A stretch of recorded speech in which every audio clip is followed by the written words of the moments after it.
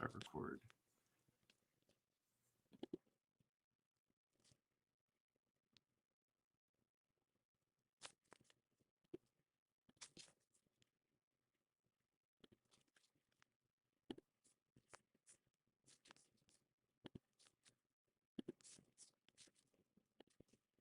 Shehan, I want to take this time to just say thank you to all of the people that are joining the Christian Underground. It's a very slow and steady pace, but for this host who is a one-man band doing all this by himself on no budget and everything, I really do appreciate you guys coming in and taking the time to listen. This is definitely a labor of love. I really enjoy coming on here and introducing this information, not only to those people in podcast land, but also to Christians who maybe aren't aware of the unseen realm that they live in on a daily basis. So if you like what you're hearing and you're new to the podcast, please be sure to subscribe. Those of you who are continuing, make sure you like this. It helps with the algorithm, push it out there. And then also, guys, again, make sure you're commenting on the post. I want to know what you're thinking. If you've got any questions, these are wonderful opportunities for you to ask. And if we ever get Paul back on here, then we will be able to ask those the next time he comes back on. So without further ado, I want to say again, thank you. And let's get this party started.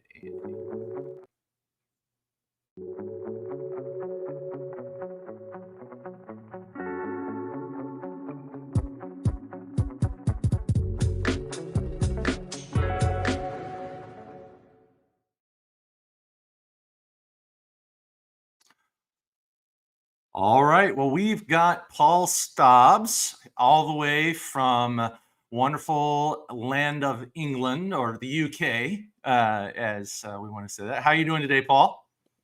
I'm doing well. Thanks for having me. I've got to say that was a pretty funky opening tune you've got going on there. Well, believe it or not, there's even an image of a palace guard and on one of the Buckingham Palace guards on one of the images. Oh, brilliant, brilliant. We are just so thankful to have you on. This is definitely a topic that caught some eyes when I posted the advertisement on Instagram and all the different social medias. But I want to take a little bit of a break before we get into that. I know we've just started, and we do something here on the Christian Underground podcast where I call it the Q4s. It's 4 questions that we ask every person that comes on, and you're going to be no different. Okay, yeah, sure, yeah. All right. So, and trust me, it's coming from out middle of nowhere, but you'll just roll in with the punches, I'm sure. Mm-hmm. The first question we have is, what is your favorite genre of film? Oh, you know, that has changed throughout my years. I suppose growing up, for some reason, I did have a strange, morbid fascination with like horror. The deep psychological horror stuff, not the gory stuff. I'm not really bothered about shock horror. I was more looking for the weird, trippy things. But I don't know. I had a long stint of really loving World War II and war-related films for some reason as well. Saving Private Ryan was up there as a really long time favorite. I have no idea why. But as I got older, to be honest, I kind of fizzled out away from film. I'm not gonna lie. Yeah. Mm. I don't really have time now, especially now I have a Okay. kid as well. I don't really know. But anything nowadays, it's just whatever kills an hour or two if I've got the time. But I rarely have the time to watch TV. I really do. Yeah, trust me, I understand. When you have kids, also your film becomes whatever they're interested in. So I suppose right now it's very then, rare that. yeah, right now then, I guess the film I've watched the most is the Paw Patrol movie, um, part part one.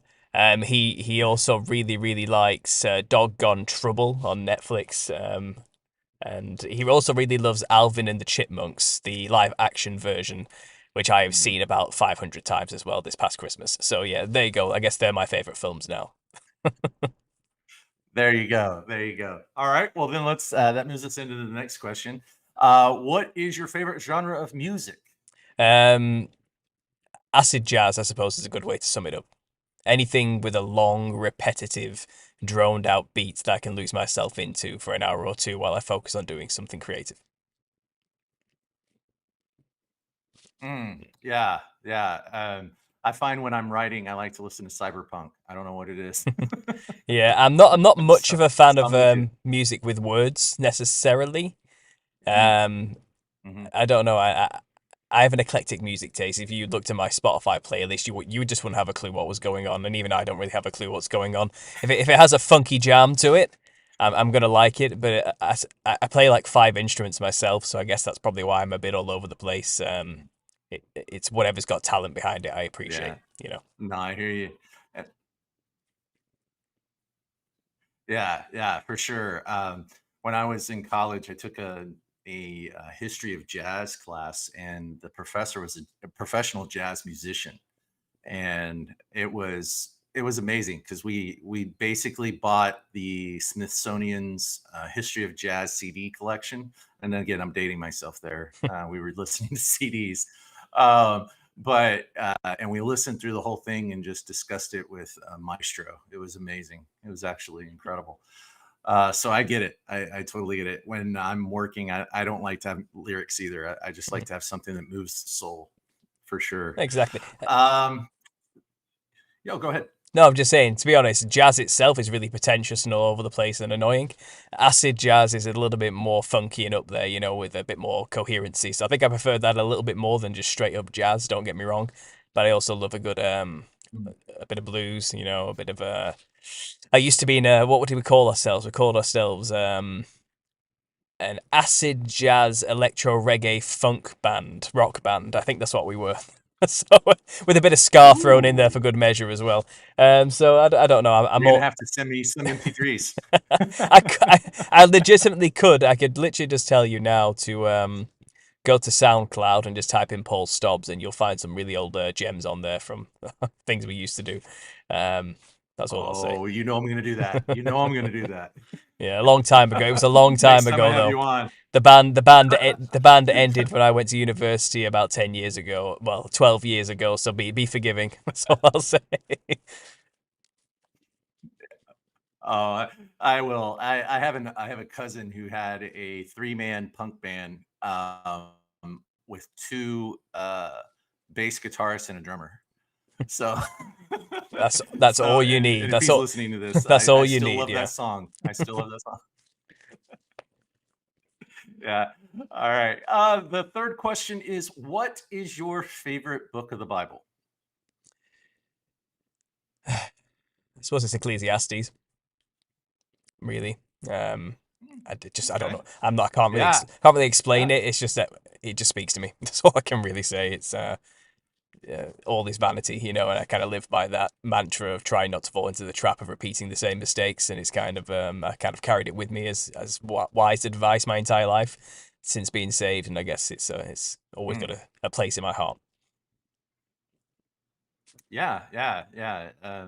Well, I mean, the wisest man in the world wrote it. So I'm sure we've got to take it where it is. And then the final question, and again, I ask this of all people that come on here, is, and you are allowed to say that you don't want to answer the question. It is totally up to you. But we do ask, what is probably one of the strangest things that has happened in your life?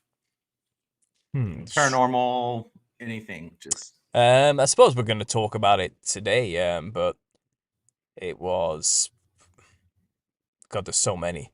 This is the problem. I've had many strange events, but the strangest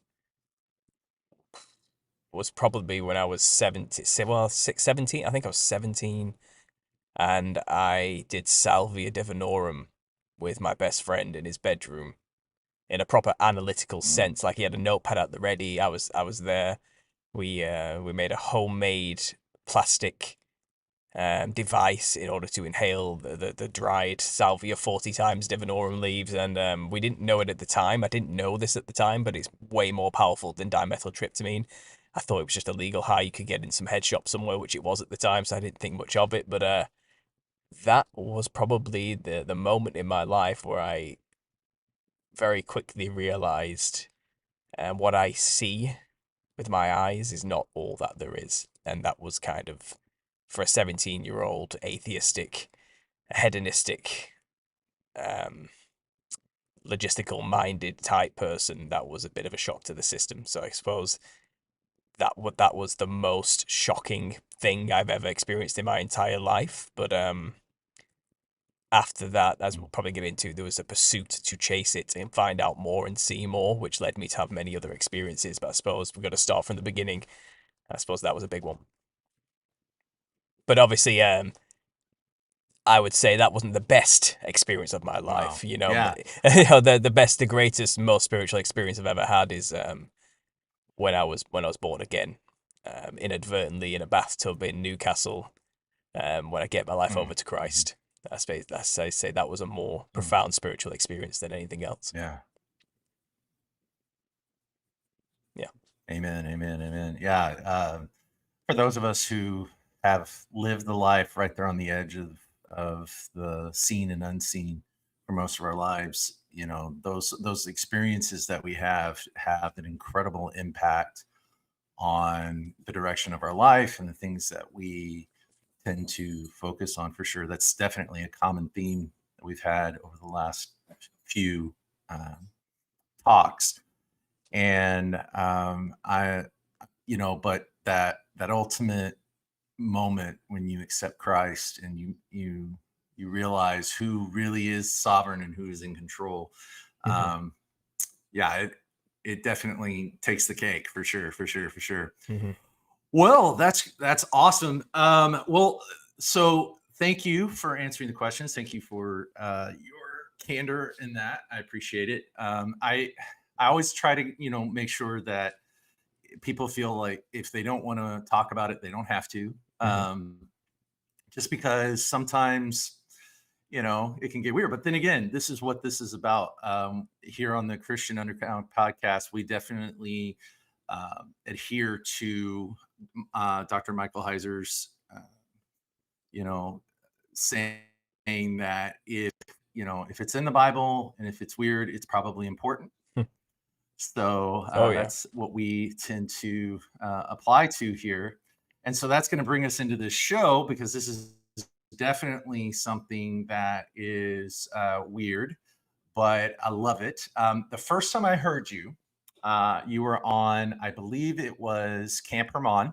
Hmm. Um, so shout out to Chris and Tori and Mike. And we and I was listening to what you had to say, and I just thought it was incredibly compelling. As someone who has taught world geography, taught world history at the high school level, and studied the different anthropologies of different cultures, you see these entities throughout the world. But what I would like to give you before we get into that, what I'd like to do is give you an opportunity just to kind of let people know who is Paul Stobbs, kind of give a short CV, if you will, Hmm. and then we'll jump right into the world of clowns. Sure. So, as short as I can keep it, and I've been working on keeping this as short as possible with every interview I do. I am predominantly a YouTuber who creates videos on the topic of biblical history, the Nephilim, and I've become more um, well known for my specific theory known as the Nephilim look like clowns, which on the surface sounds like a stupid idea, but really it is a serious anthropological study of biblical history and ancestor spirit folk traditions all around the earth, which are dedicated to channeling demons and venerating the Nephilim. And also, it's also a deep dive into secret societies and their influence in creating and injecting into our Western world the image of a clown as a copy of these specific folk traditions all around the earth, which venerate and channel the Nephilim. The only difference is in the West, it's an occult symbol. We're not supposed to know it means that or it is used for that purpose. But in these other cultures, which I try and prove in my work and in the book I'm writing, they know full well that when they dress that way, they're channeling the Nephilim. And that's my work summed up in a nutshell. But I've also become pretty well known lately for discussing a very fringe new topic relating to the millennial kingdom of Christ and whether or not we're living in the little season. So a lot of people know me for that as well. But today we're going to talk about the clowns. The clowns is my project. It's my baby. It's my thing. It's what I've spent my 7 years of my life, maybe 8 years now, focusing on. And like I said, I'm currently halfway through writing it, a 600-page epic dedicated to this concept and fleshing it out. And that should be hopefully ready and Mm. published by early next year. Fingers crossed. Yeah, for sure. It sounds like you're writing, a dissertation for sure. And as people that I know that have gone through their PhDs, when you're done, it's like giving birth. So, and trust me, that came from women who had 3 children, Yeah. Well, who have their the thing PhDs, and is, they're like, yeah, it's I wrote my dissertation in university. I have a fine art degree, you see, from Lincoln University, and my mm, dissertation was on occult symbolism in modern artwork, and that was 10,000 words. I'm already at 80,000 with this book alone now, so I've written 8 dissertations so far, and I have at least another 20 to go. I think because I have everything outlined as I'm going to write it. I already know what each chapter is mm, going to be titled and what the rough idea of everything is. But when you start writing each mm. chapter, it ends up becoming a book in itself. Um, but yeah, I'll stop there. I'll let you carry on. No, that's fine, man. I understand. When you're passionate about a subject matter, it's you could go on and on about it, and I love it. I Absolutely, love it. I love it. absolutely. And when you finally do publish, we want to get you back on so we can hawk the book for you. And hopefully there'll be enough people on here to make it worth it for you. Thank you. But the let's no, absolutely, absolutely. We want to get this work out there because, like I said, when I heard you talking about this topic on Camp Herman. I mean, initially when you see the title, you're going, the Nephilim were clowns. What? But when you know people who have had, was it colophor- colophobia or the fear of clowns? When you know people that are scared of clowns, you're sitting there. Were you traumatized as a child? What was going on? But as you went through your thesis, um, it began to make sense. So let's really so tending to how draw that connection between, if you can, that basic thesis of the Nephilim and clowns. Draw that connection for us. Sure. So predominantly, this is all based out of biblical That may be history. too broad. I don't No, know. no, it's not. Well, this is the issue. When I Mm, do discuss this topic, you have to understand that I do have to kind of lay a lot of context down to build the theory upon, and the context is biblical mhm, history and biblical. So there's evidence, let's say, that there are giants all over the earth in ancient history. They go by many names. But fundamentally, I came to it from the biblical understanding of the watchers of Enoch coming down and mating with human women. Okay, and that predominantly that is the same story that seems to be told all over the earth, just with different names. It's often stylized as something like rainbow serpents coming down and fertilizing the dry lands, for example, or something like that. Heaven coming down to meet earth in some way. But it's explained very clearly in the Book of Enoch that the Watchers, who were supposed to be our caretakers, were in some way convinced or made the choice to take human women as wives, which is a serious problem. The offspring that they produced were the giants of old, the men of renown, as described in Genesis 6. Now, the common understanding and what you normally see when people describe Nephilim and the images that people tend to get from Google and use on the presentations is really, really tall, tanned, hench Conan the Barbarian looking long brown haired men, but just really tall, with like a loincloth or something or a big club. And what I realized is that's kind of not really what they would have looked like based on the description of the fathers and also the wives that they would have chosen specifically to do this. And this is where I got the initial foundation idea of building the theory from. So if you have to understand that the angels specifically that were watching over humanity, I believe they were the closest to God. I believe they were his trusted confidants. I believe they were the seraphim angels which sing holy, holy, holy around his throne, the ones capable of getting close enough to God in his glory by virtue of their 6 wings that protected them from it. Now, I think it was those those sons of God, as they're described in many places, that were chosen to watch over humanity. Now, a lot of my book lays out, and this has been discussed quite a lot in many other people's works as well, but we are in the middle of a spiritual war. This is Ephesians 6:12. We don't wrestle against flesh and blood. We wrestle against principalities, spiritual wickedness in high places. And this war has been going on since the beginning of humanity and also since this initial incursion and rebellion where there was a corruption made to the genome, which is the fallen angels mating with human women. And I believe this rebellion started with Lucifer and a refusal to bow down to humanity and be chosen over themselves. And for God to choose a mammal like us was probably an insult to these fiery flying serpents who considered themselves the perfect race who should have perhaps been chosen. It's described that the serpent was very cunning and walked in the garden with Eve. People assume this must be Satan, but I'm starting to think maybe the serpent that walked in the garden with Eve was another type of being of some kind. And I consider it maybe a birds of a feather flock together situation in which the serpentine race of bipedal beings that walked around with humans sided with the rebellious angels who were the fiery flying seraphim serpent angels. And it's kind of why wouldn't they side with their own kind, if you understand? Now, that being said, and that foundation that it was the seraphim who did this deed, it would make sense that they are bringing that genetic trait to their offspring. And serpents are not really known for being bland creatures. Reptiles are perhaps some of the most colourful creatures on the earth. They are incredibly psychedelic and patterned with bright colours and insane plumage, ridges, horns, spikes, wings, the lot, sharp claws and everything else in between, along with a very colourful palate. Now, that to mix with the human woman would create something pretty psychedelic. Now, it wasn't simply just human women as well. From a lot of my work, it seems like it was specifically the daughters of Cain who decided to mate with these seraphim angels, as they too were also in rebellion against God. And this is an enemy of my enemy is my friend situation. I do think after the initial being kicked out of the Garden of Eden, and then watching Cain murder his own brother, then go off and create a city, take a wife, and obviously be ostracized from the main lineage of everything else.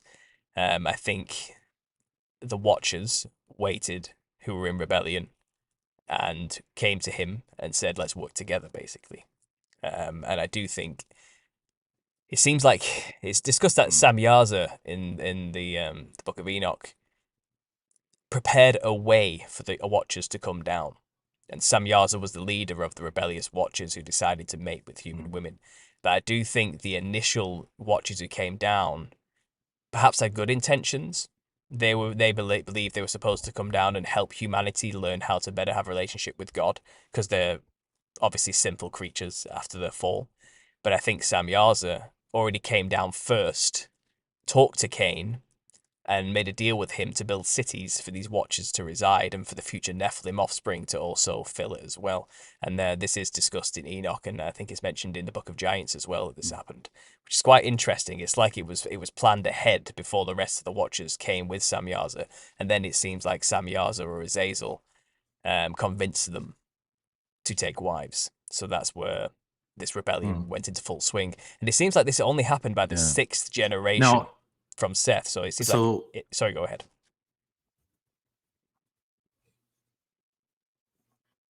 I'll let you go. Go ahead. So when we're looking at this, so okay.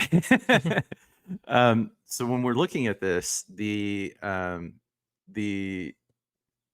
so looking at the Book of Enoch, one of the angels or one of the Watchers, and I think it might have been Azazel. Not 100% sure that which one's named. that taught the people the coloring of the eyes or the makeup that Yes. is there. But what I think you're alluding to is that as these entities had offspring, and they these this offspring, which is the Nephilim, Hmm. as they were coming out, they were taking on some of the uh, attributes of their fathers, Yes. and thus creating kind of this what we would today call clownistic, or this type of exaggerated features. Hmm. Is that am I getting that correct? Is that kind of a correct summary? Oh, absolutely, yeah. But it's also from the mothers, it seems, as well. And now a lot of people this is a contentious view. A lot of people assume the mark of Cain Mm. was either him being really hairy or him literally having some kind of physical mark on his forehead or something. Or a lot of people have acquainted it to black skin as the mark of Cain or something like that. But from what I've seen, there's a book called The Book of Lamech of Cain and Leviathan. Now, this is a contested book. It's apocryphal. It's not considered canon necessarily, but it's an interesting glimpse into the ancient past, that's for sure. And it was released in 2019 by the Vatican. So take it all with a pinch of salt, sure, but it does offer a new perspective on just what the Mark of Cain truly was. And it's actually incredibly white, leprous, porcelain, vampiric, paper, bleach white skin. Not the Caucasian pink and peach like me or you. I'm talking deathly, your headphones you're wearing right now, white, you know. And most of the book of Lamech of Mm. Cain is Mm. Lamech, who's the seventh, I think the seventh generation from Cain, trying to figure out why he has this mark. And he's going on a journey also to try and figure out who did Cain take as a wife and how did he produce so much offspring if Adam and Eve were the only two people, you know. Now, this goes into a lot of other things. Gary Wayne purports the idea that there were people before Adam and Eve as well, the day six people, but that's a whole other thing. But it's definitely an interesting theory to mix in with all of this. But if we take just the face value that the mark perhaps was leprous porcelain white skin for the humans who were of Cain's lineage, and that curse, it says, was to last to the eighth generation. And Namar would have been the eighth generation on Cain's side from Lamech, the daughter of Lamech. And she didn't have the white skin mark. And it said in the book of Lamech of Cain that she later went on to marry Noah. Um, so there's a lot of contested whether this is true or not, because obviously there's a lot of similar names through Seth's lineage. There's a Lamech on Seth's side and there's a Lamech on um, Cain's side. Just like there's two Enochs. The firstborn Enoch of Cain is what the first city was named after, but I think it was the was it the eighth born from Seth was also called Enoch, who was taken up into heaven and also wrote the book of Enoch. It's two separate people, Enoch the good and Enoch the bad, let's say, you know. But during this time, there was some crazy stuff going on. From what I've gathered and from what other researchers like Gary Wayne have mentioned, is that Cain's lineage created religions which controlled mankind and humanity as best they could. And it was a lot of it was centered around first worshipping the earth and then later worshipping the fallen angels who were in rebellion against God, and then the giants. And it seems like these cults were being created from Cain's lineage to help with the rebellion effort and to take the focus away from God and make people focus more on the new gods, which were physically there right in front of them, the giant Nephilim, you know, and then the heavenly gods, the pantheons of gods, which are all over the earth in Hindu, Greek, and Norse mythology, let's say, just for an example. And that's where a lot of these religions came from. But if we take this white porcelain skin mixed with a fiery flying serpent, you're going to get something that looks like a clown. Mm. And that is the base of any clown today, white grease paint with fiery red hair. And obviously, we can get into breaking down the image of a clown maybe in a little bit, but just to summarize very quickly this biblical history concept, there wouldn't be this theory without biblical history, is what I'm saying. This is completely grounded in the Bible through and through. There's no Mhm. other way to spin this. And all of it is grounded and based in biblical understandings. I mean, in the book of Noah, for example, his father, I think it was it Methuselah? I might be getting that name wrong. I've got it written down. But his father ran to his father after Noah was born, freaking out, basically saying, "My son looks like one of the sons of the angels." His eyes are glowing. His skin is Mm. white with red patches, and he has golden hair which is glowing as well. And it's like I've given birth to, my wife's given birth to a Nephilim, is what he said. Now Noah wasn't a Nephilim. Yeah. He was a God Mm. appointed future of all humanity being, which was birthed into the earth at God's appointed time for a specific purpose. So he's going to have some kind of divine energy going through him at some point. But from that fear his father had, we can know that the Nephilim did have pale white skin, large glowing eyes at the very least, by inference of the description of Noah. But most modern descriptions describe any encounter with Mm. giants, even into the modern era in North America, for example, or even in Afghanistan, if you want to take the giant of Kandahar incident as face value. They always have red hair too. Any description of the Nephilim always comes with either Yeah, I was red or golden hair. It's one of the two, and very yeah, large, I was glowing eyes. But yeah, go ahead. yeah, I was going to say something about that because yeah, I know that here in North America, I know I've been listening to the stories of the giants in Chile, the giants in Peru, the giants in Mexico, the giants in Aruba, the mound builders in Ohio. Mm-hmm. A lot of the accounts, especially from the archaeologists, the anthropologists, the people that actually worked with some of the alleged uh, skeletons, Mm-hmm. often talked about the red hair of these giants, and this is a continual. I mean, even whether we talk about Bigfoot. Bigfoot is often he's often shown as a red-haired or auburn-haired creature. Mm-hmm. When you look at almost like a large orangutan, Absolutely. and so that's really interesting because I think, yeah, if you tie albino white skin with red hair and these red eyes, then you're going to get what are a lot of these depictions. And that was one of the things that I wanted to kind of go ahead and get into was I wanted to kind of show the audience some of these depictions, especially since we're talking about giants here in North America. Mm-hmm. What I would go ahead and do, and I'll have you speak into these photos, Sure. is so I'm going to go ahead and put up this first image here. Mm-hmm. Go ahead and speak into what what you're seeing in front of you. This looks like the Kachina from the If Hopi you can see it, tribe. it's the native. Yeah. I think this is from the Pueblo tribes. I think this is Hmm. the clown Hmm. character. And so, Um, yeah, and a lot in the Hopi Kachinas as well. mm, The mm. Heyoka. Um, you'll see And the so commonalities one of the between things the that I see two. here, Go ahead, sorry. yeah, yeah, you see the Hmm. white with the black.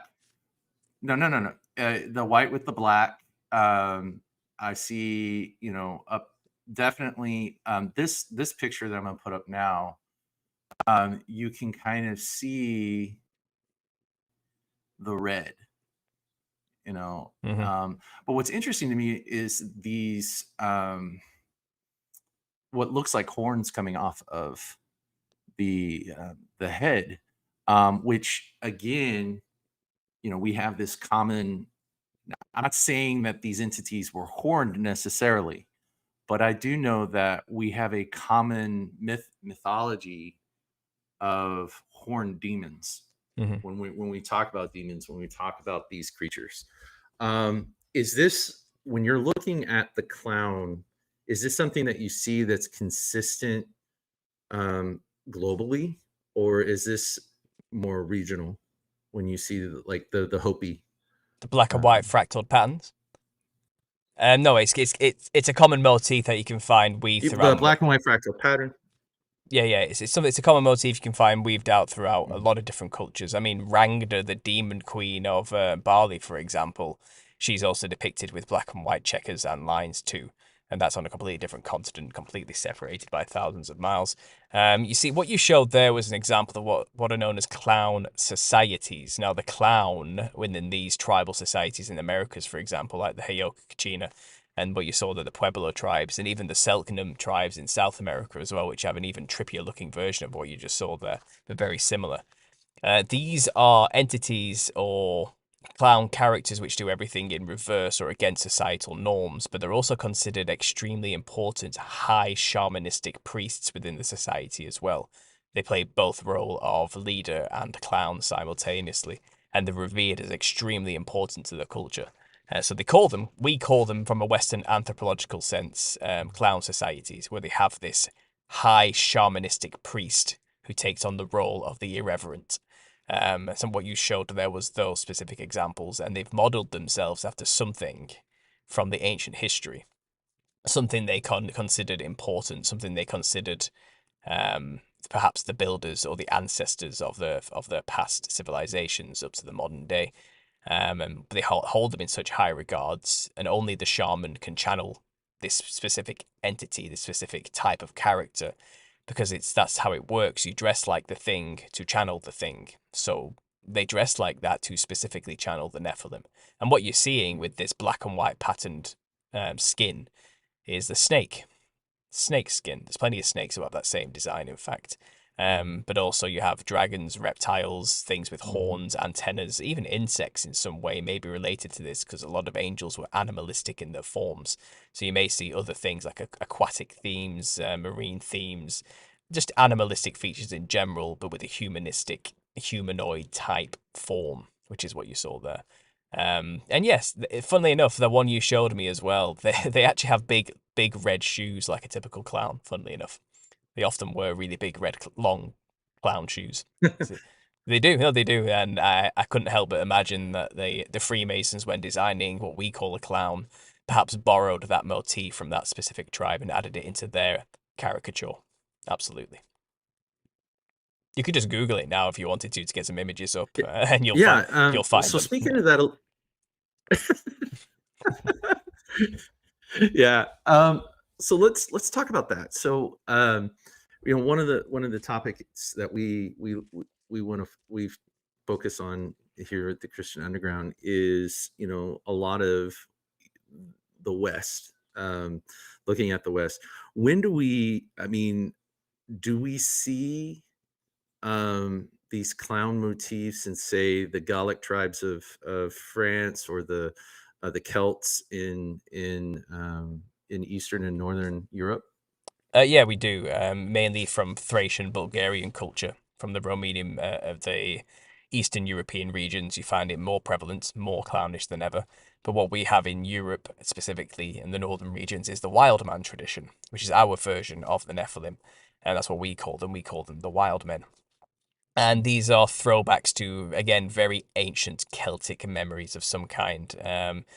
Really far into the north, you have things like the Tuatha De Danann as an echo to something similar, which were pale-skinned, red-haired, giant godlike kings and rulers who took over the northern regions and were in perpetual battle with even uglier-looking giant monster hybrid human creatures. But those ones specifically, the Tuatha De Danann, I think they were probably Nephilim offspring who were trying to make a name for themselves as rulers and dominion over the Gaelic, the Irish, and the British Isles. But the Celtic culture itself has many entities similar. They have a psychopomp, for example, called Ogmius, who has his tongue sticking out in a jester-like fashion, and he has chains attached to his tongue, which then attach to the necks of the souls of the dead. And he's said to be somebody who um, takes the souls of the dead to the underworld, which is a very polite way of saying murdering people and eating them, basically. So you find remnants of the wild man tradition in every country all throughout Europe, and I've made a lot of videos on this. It goes from Portugal all the way across the lands, all the way into Bulgaria and even Russia and Siberia. The wild man is their version. In fact, if you want to get into modern clowning, the proto clown known as Harlequin, which came out of the medieval period, when clowns and actors and troupes were first becoming a real popular thing. Harlequin is modelled specifically after Helikins, who is the French version of the Wild Man. And they introduced that character into the Commedia dell'arte movement of the time because the Commedia dell'arte dealt with stock characters. A stock character is a character everybody can recognize no matter where you go and perform. So the policeman, the rich man, the daughters of the rich man, the servants, the fool, things like this, the soldier, I don't know, the mill worker or something, the baker, just stock characters, no matter where you go, everyone will recognize it. And wherever this troupe went, they found the wild man. So they added it into their culture, into their shows, and they created a character called Harlequin. Harlequin has a club, which we call the slapstick, who can slap the stage and make the stage change within seconds, almost as though he had magical powers. He was fleet of foot. He could almost fly with the flips he was doing all over the place. And he had multicolored patches of hair all over his white-skinned loose rags with a beast mask originally. He had like a wild beast mask on. What you're seeing there is Joseph Grimaldi. If you type in Harlequin, or better yet, Arlecchino, which is spelled Arlecchino,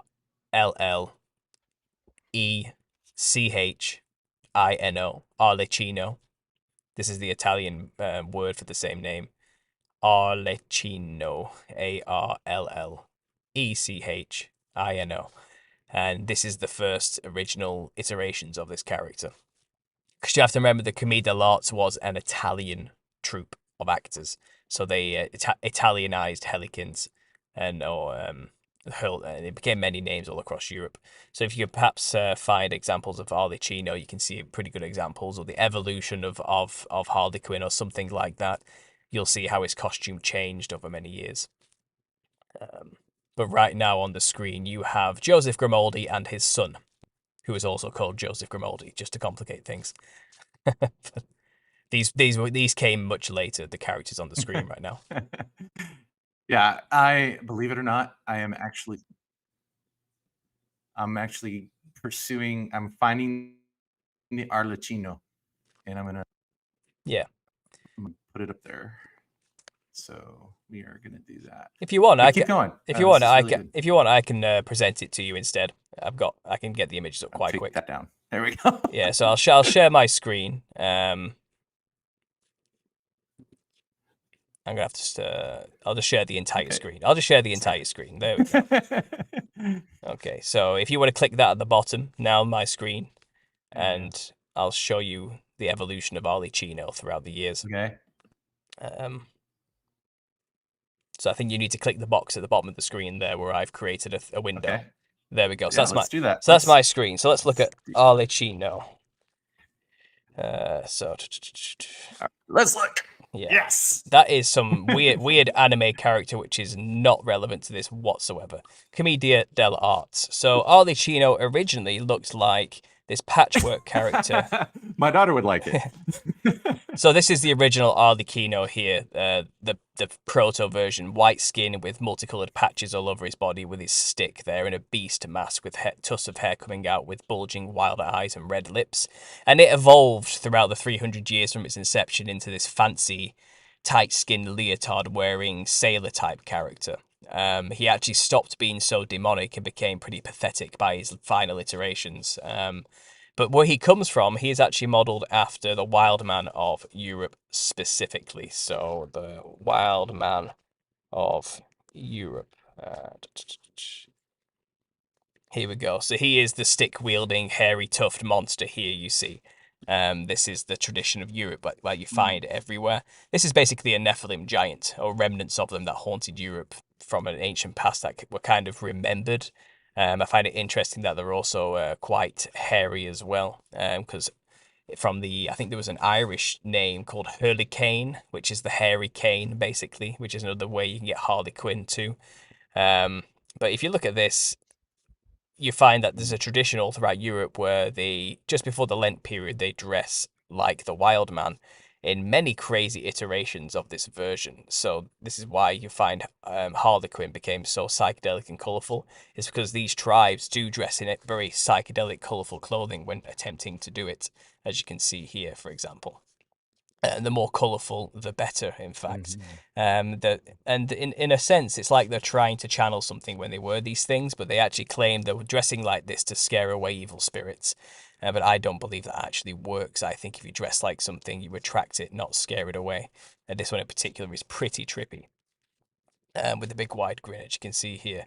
Now, one of the most common and popular events is called the Kukri in Europe, which is in Bulgaria, where they really do lean into the wild man tradition still to this day. They claim it's thousands of years old and has never changed as an oral tradition. Here's a one beast with his tongue sticking out, for example, if we wanted to load. There we go. But this is what Harlequin is modelled after originally. It's characters like these. You can see this character here from a Bulgarian with the multicoloured fractal diamond patterned skin. They really lean into these patterned, colourful clothings in this region specifically. And they're modelling themselves after Nephilim, giants that roamed Europe. And this is what they dress like to try and mimic them. This is the version here as well, as you can see. The heart on the chest is a symbol of Dionysus, which comes from Thracia. Dionysus was a Thracian god of that region. He was the god of excess and wine and debauchery and theatre. And the heart is actually a symbol of the ivy leaf. That's where we get the heart from. And the ivy leaf was the patron plant of the patron saint of theatre, which is Dionysus. So that's why you see these symbols on these things, because this is modelled after a Thracian, Dionysian cult. And yeah, this is ancient. This is really old. This is perhaps one of the oldest traditions in Europe, to be honest. And it's very odd. It's very isolated, and it's a good insight into the types of things people were doing in the past. But they do lean very clownish with their designs, and they get more and more psychedelic in nature. And the more psychedelic, the better. And they go out in troops to do it, you know, and to make competitions out of it. But this is just our version, the European version, of trying to look like the Nephilim. So look at these ones, for example. Very clownish in nature. Pale white skin with red features. And people say, oh, it's because it's cold, it's because they're Europeans, or it's because they're drunks, and that's not at all what they're doing. That's the cop-out. Look at this one with the giant face here, for example. Now, this is just in Bulgaria. If you go to the, I think it's the Caratos in Portugal, this is their version. Now, this is the other side of Europe, completely unrelated to Thracia, and they do the same. They do the same thing. They dress in multicolored pattern clothing, adorn themselves in bells, give themselves a psychedelic pattern mask, and they tell you, we are the devil. This is representing the devil. Just around the corner, just down the street, is another Portuguese village that does it this way, quite literally being a devil with horns. But this is the Kratos version. It's very colourful, very psychedelic in nature, very reptilian in design, and they are also channeling the Wild Man. That's their version of the Wild Man. And as you can see, these things were very colourful, psychedelic creatures. And that's why Arlecchino was also very colourful in his design as well, because he was modelled after these practices, people doing things like this to try and channel the spirit of the devil, of the demon, of the Nephilim, basically. And this is what they looked like. So this is just Europe. And again, we have, obviously, Carnival, which is later iterations that moved into Brazil, you know, and Rio, for example, which is modelled after these proto versions, which you find in the European countries. But you have the Carnival of Venice, which was the birthplace of the Commedia dell'arte, you know, and they really leaned heavily into this jester-like visage, and it's the same thing. It's just our modernized version of dressing like these ancient Thracian Dionysian cult worship and venerators. The jester horns, for example, are just devil horns. That's all it really is, an iteration of. But again, it's everywhere. You have the French wildmen, French wildmen. Let's just see what comes up. You can type it in anywhere, and they'll all have their own mythology or mythos of the wild man. I think this is the French version here. People battling them in the woods. Here's another one. Always has a club, and that's why Arlecchino has his club as well. It's just echoes and remnants of the Nephilim that people dealt with, stylized into an artistic format, but they always leaned heavily colourful every time they try and represent them. And I mean, that's one thing to look at Europe. I mean, I have, I don't know, I have an enormous backlog of images I can share with you here that really drive home the point, to be honest. If I just go to my live images, which I share with people whenever I do a show, just go into the first folder and we'll just start skimming through them. Mm-hmm. Sorry, I forget I'm on a Mac. I have to change the view to make this work. 1 second. Well, and so Yeah, so this is okay. this is Africa, for No, example. it's fine. While you're doing that, Yeah. so one of the things. Mm-hmm. No, go ahead. Okay. You Well, speak.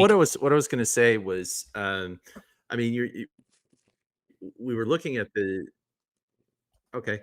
What we were looking at the that are coming out of Europe, and especially the Arlecchino with the club, and I started thinking about like Punch and Judy, the puppet shows for the kids, and it looks a lot like Punch, because he's got a club, and he's always hitting Judy with his club and things like that. But then I'm also thinking of, yeah, I mean, you went into Carnival, but again, Carnival is it's a carryover the from the Portuguese, from the, I mean, Mardi Gras here in the United States is a carryover from the French, and again, the Venetian mask with the jester.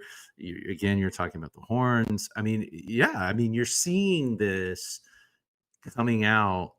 But why did it ultimately become something that now it became the entertainment for children?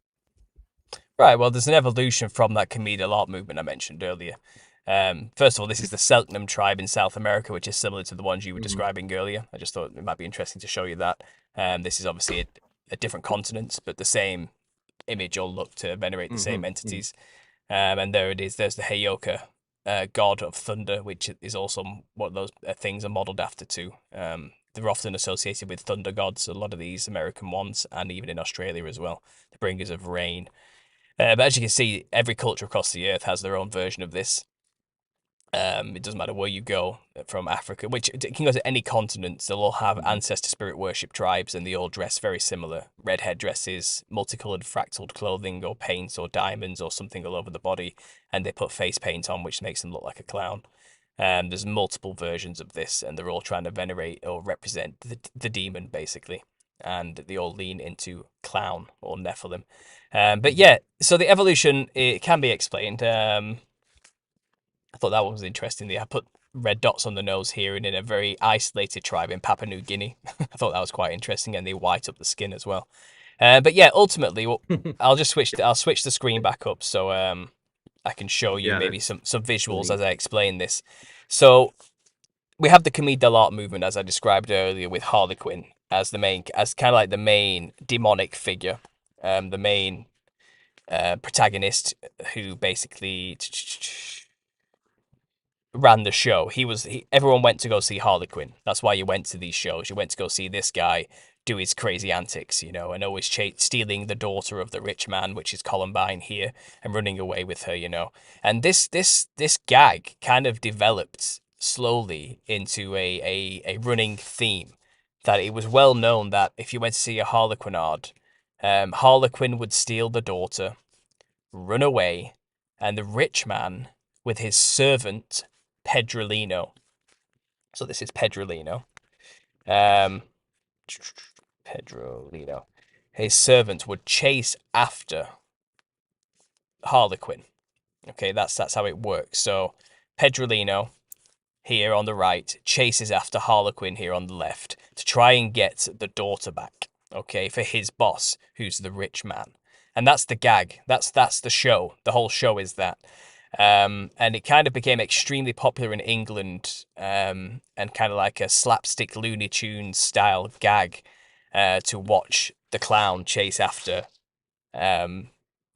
Harlequin. Now, Harlequin, like I said, developed into like a boring character. He was just a lovesick, doting idiot, basically, by the 1800s. So after 200 years of development, because he was initially introduced in maybe the mid 1500s to the 1600s. He developed into more of a boring character rather than cheeky and demonic. Originally, he would use his slapstick to poke it up people's rear ends and be naughty with it, you know, and act like it was his phallus and all these type of things, really like rude stuff. But as he developed into the 1800s, he was just kind of like dull, and his only job was to simply just run away with the daughter, kind of like a fancy dandy lad about town type of thing. So there was kind of like a void created, and a new demonic character needed to replace Harlequin.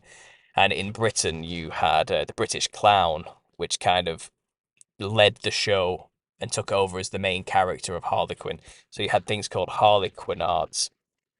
And the Harlequinades came at the end of a pantomime. And here, for example, you see a clown falling off a ladder.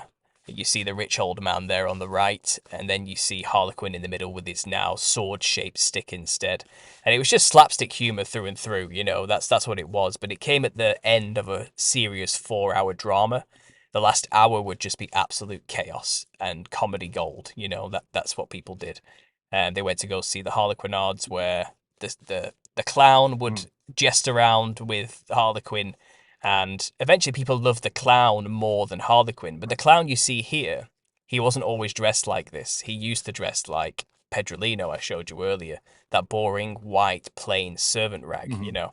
So what happened was, in the 1800s, a son of a prominent Freemason called Charles Dibdin here.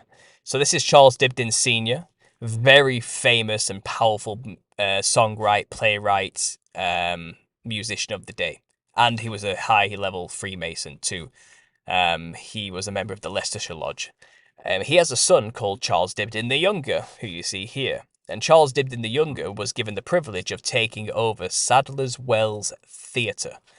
Sadler's Wells Theatre in London was one of the most well-known theatres of the day, next to the Royal Theatre, which was for rich people. Sadler's Wells was more for a working-class clientele, we could say. But Joseph Grimaldi got his big break for Charles Dibdin the Younger's first show he put on there, and he gave Joseph Grimaldi here a chance. For many reasons, it gets very interpersonal. Favors were owed due to the owner of the theatre. His daughter was married to Joseph Grimaldi, but then his daughter died, and he made a promise to his daughter to look after Joseph. So he got Charles Dibdin the Younger to give him a leading role. He says, you have to give him a leading role. He has to make it. You know, my daughter told me to tell you this type of thing. You know? So in a way, Charles Dibdin the Younger kind of had to do this. But he realized Joseph Grimaldi was actually brilliant. He was hilarious, incredible. You know, people loved watching him. His first show was a smash hit. And for his first big break, he wore the clown costume you see here on the screen. This multicolored, psychedelic, monstrous-looking thing here. And this is the first time the clown character had really dressed like this. Prior to this, it was wearing plain white clothing. The Pedrolino of Italy, the Poirot of France, for example, is the French version of this clown. So let's say Poirot. Ooh, I think I spelled that wrong. Let's just get rid of that. Yeah. So this is Poirot. This is the French version. This is what the clown typically would dress like. You know, just plain white and boring and expressive. But the British clown was that monster I just showed you there by the 1800s. And that costume was introduced as a change by the younger Dibdin, who was looking to make his mark on the industry, it says, you know, so decided to shake things up a little bit. But for 300 years, the costume hasn't changed, so why change it now, you know? But when you look into it, you realise that Charles Dibdin the Elder, his brother, Thomas Dibdin, was a member of... Charles Dibdin the Elder. His brother was a member of the East India Company, and he actually died over there as well. He was in the business of colonizing India, and this Charles Dibdin here was actually going to move to India, but his ship couldn't set sail due to bad weather, so he decided to stay in England and make his career here instead. But he was heavily tied to India. He loved India, specifically Calcutta as well. the eastern border of India, where the colonization attempts from the British were mainly happening, and this was this was the full swing of the colonization attempt during this time period. So I believe Charles Dibdin here knew very well of Indian iconography for demons. I think they must have known these things because he is a Freemason who are linked to the ancient mystery wisdom schools. And obviously they go traveling looking for occult information so they can add to their own repertoire and information. And I think he was probably privy to the Rakshasa, the Raksha demons of the region. Let's look at the Raksha of, let's go Thailand. So Thailand specifically is interesting because they adorn these things on their temples, these specific versions of Nephilim. This is their attempt at creating Nephilim images. Bright coloured psychedelic skin-like clothing, a wide grin reptilian face with bucked fangs and multicoloured psychedelic patterns all over them. If you look at the Thailand temples, actually, Thailand temples, Asuras. They call them Asuras as well. It's not just Rakshasas, but they're pretty much the same thing in image. They have these Rakshasas guarding the temples. And the clothes these things wear are identical to the first costume worn by Joseph Grimaldi. I'm trying to find it. The Thailand temple. Let's put Raksha. Perhaps we'll get closer. Yeah, so here's some good examples again. You can see the face on them. These are the types of demons the costume was modeled after. Well, yeah, you see. Go ahead. Yeah, you see these things. When they're doing the when you're watching, National Geographic specials, and they go to Thailand, and you see them doing kind of like, I don't remember the name of the show, maybe a Raksha show, where it's almost like kabuki theater, and they're doing their dances. They're doing dances, and they're dressed very much like this, with the masks. And it's their version. It's their version of the exact same thing with Grimaldi, and and yeah,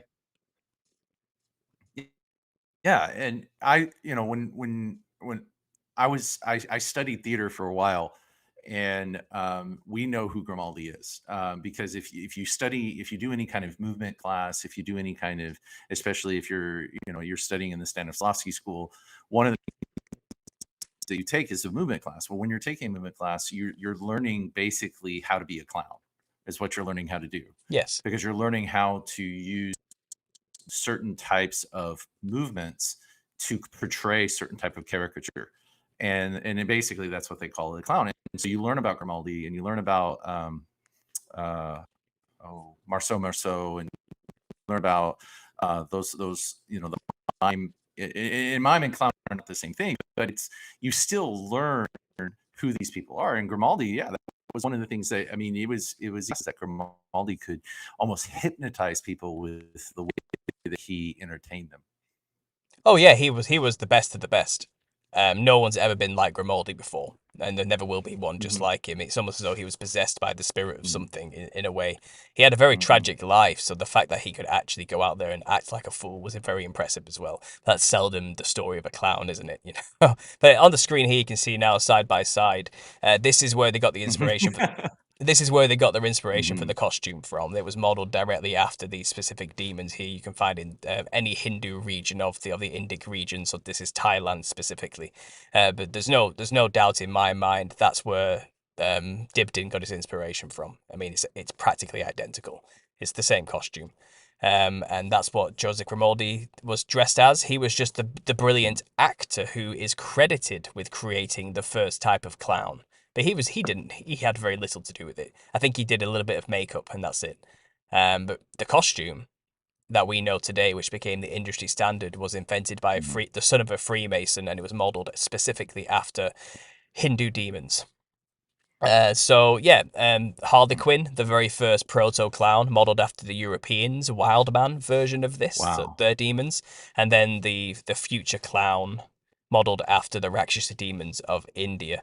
And just to get really conspiratorial about this, I thought it was quite funny, but Joe from Decoding Babylon podcast sent me a message saying, have you ever seen Supernatural before? It turns out in season 2, episode 6 of Supernatural, they have a Rakshasa demon. One of our favorite shows here. And guess what? The Rakshasa demon looks like a clown. They do. Yes, they do. And I didn't know this existed until after I'd made this connection. Somebody pointed it out to me. So the media who use the clown regularly to control you and make you dress like them already know this. Yeah. They already know all this stuff. I've just kind of discovered it, you know. But that's where Joseph Grimaldi's costume came from, and then he obviously evolved over the time to become what we dress as today as clowns. But he was the first person to really do it. And you know, I do believe the Freemasons do use the clown for the same purposes all these cultures I was showing you earlier dress like clowns too. So if I show you, let's just close that desktop. If I go to live images. Okay, Supernatural is a big show for me and my family, and we so that episode is, I mean, it is a clown. It is a clown at a carnival, the Rakshasa clown. Yeah. And it is consuming children. And oh, by the way, the lead character of the episode is afraid of clowns. Does Yeah. not like clowns. Okay, Yeah. so that becomes an issue in the show. But Supernatural, the show, one of the things I may actually even do a podcast episode about the show Supernatural, because the creator of the show, Eric Kripke, okay, he is rooted in Jewish Kabbalahism. And when you look at the show itself, a lot of the incantations, a lot of the things that they do on the show are from the Book of Solomon. Okay, they are from the Wisdom of Solomon. They are very much Kabbalah-esque, and the belief system is very much Kabbalah-esque. Demons and angels are the bad guys. Demons ultimately become the good guys. And I mean, it's a show that it first started out hunting the blurry sphere, right? You know, the blurry creatures, and then quickly became into this angels versus demons kind of motif. Yeah, fascinating. They're all in on it. They all know what the costume's truly used for. It's the same reason people in these tribes all over the earth dress like this way. They know why they're dressing like this. Okay, they're dressing like this to channel the spirits of their ancestors. They call them ancestors. They don't mean grandma or granddad. They mean the Nephilim, the builders of their culture and civilization, the ancient kings and rulers. The reason they squash their children's heads to look elongated, they're trying to emulate something they consider a beauty standard modeled after their ancient gods, you know. The clown is just a copy. It's a Western version of things like this.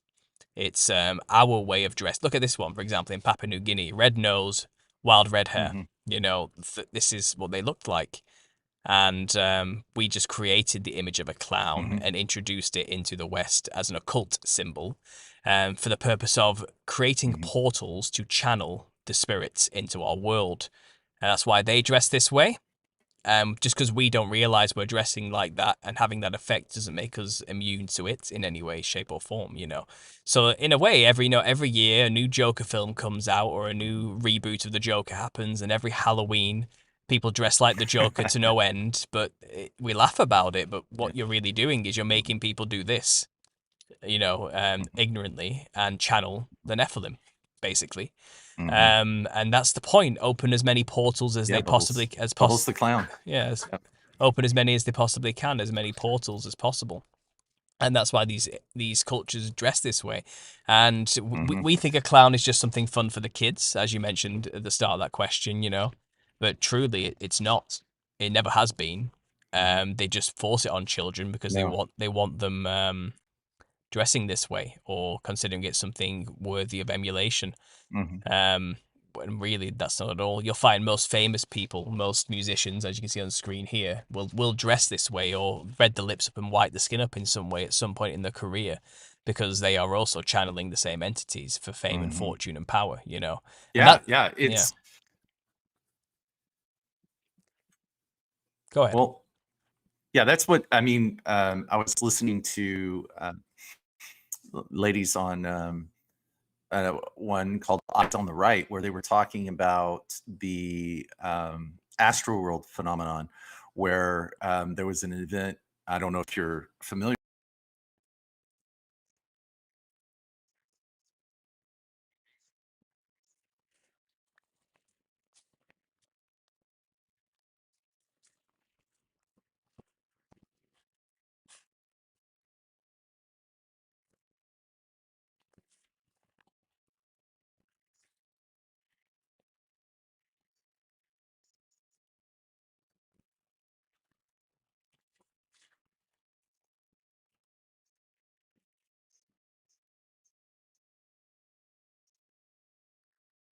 Hmm.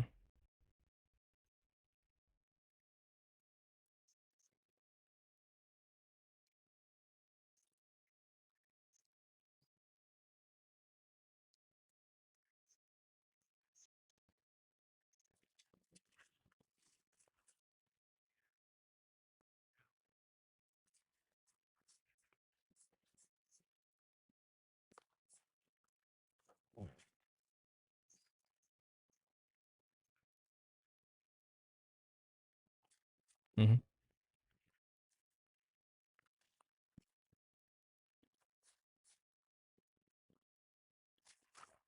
Has been wholesale. Yeah, has been wholesale.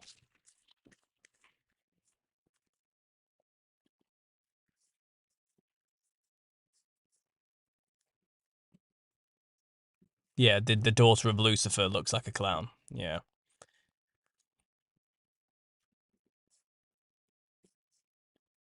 Yeah.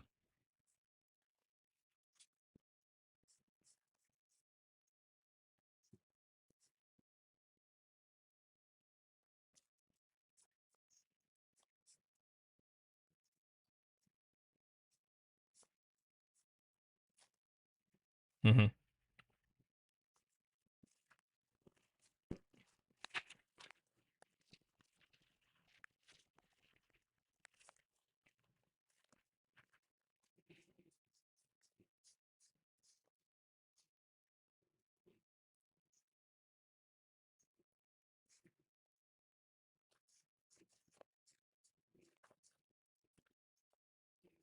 Oh yeah, this is his artwork.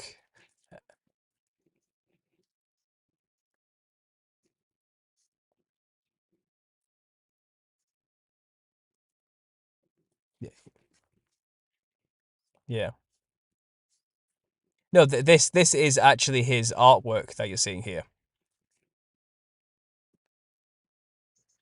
Yeah, yeah. He knew what he knew what they looked like.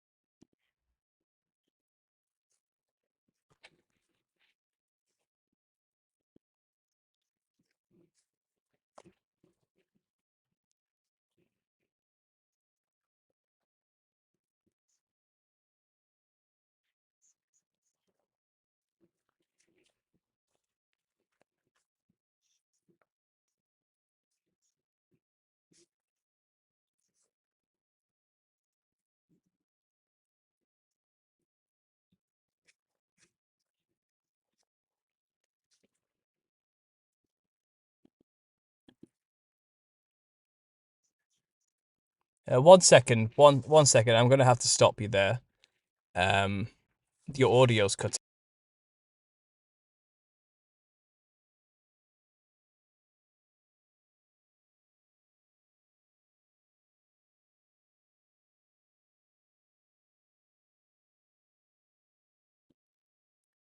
Yeah, no.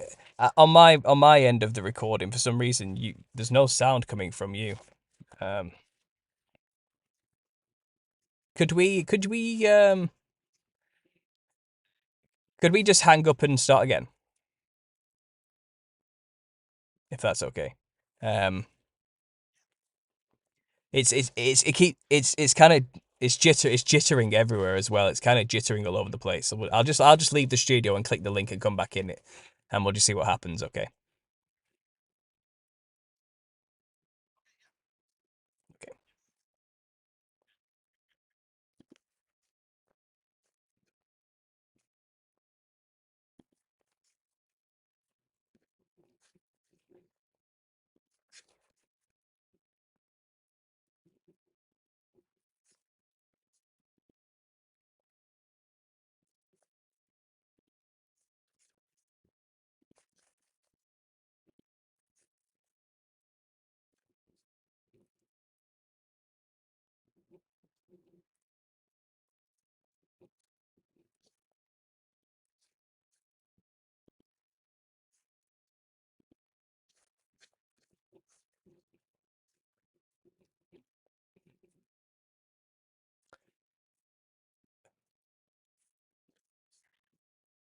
Um.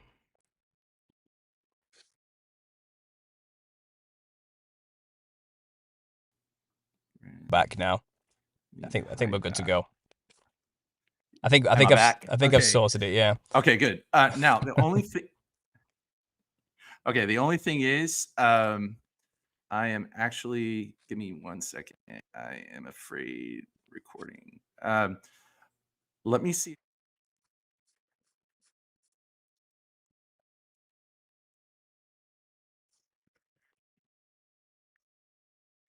Yeah.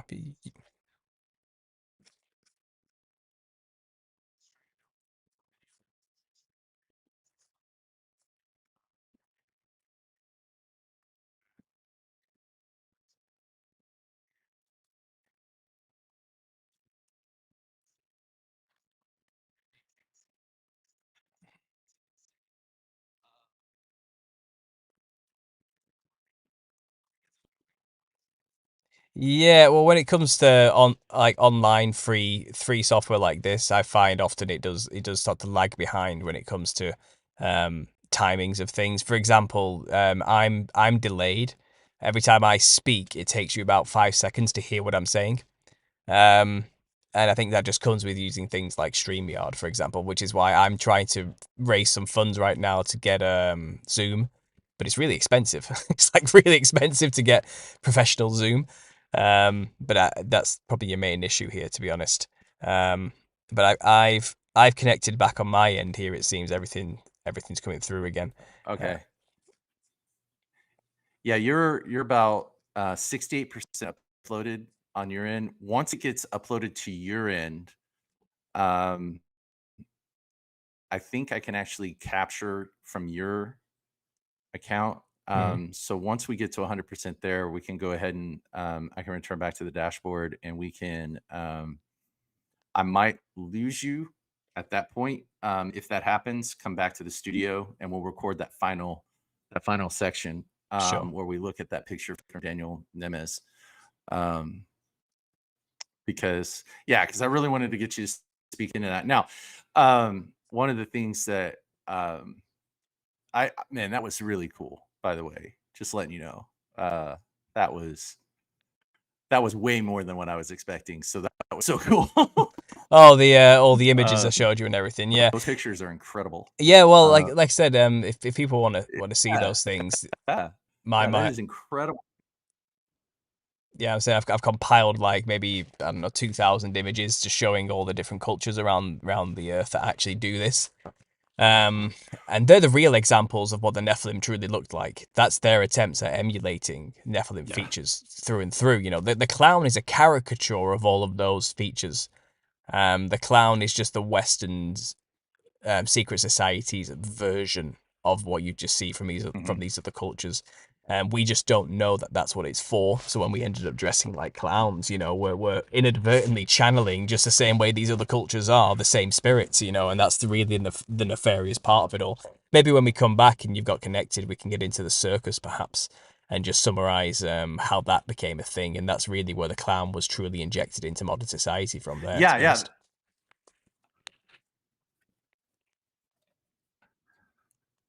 Yeah, no, I want to do that. Because you just got me thinking about Shriner Circus, Yes. which was big. I don't know if y'all had that.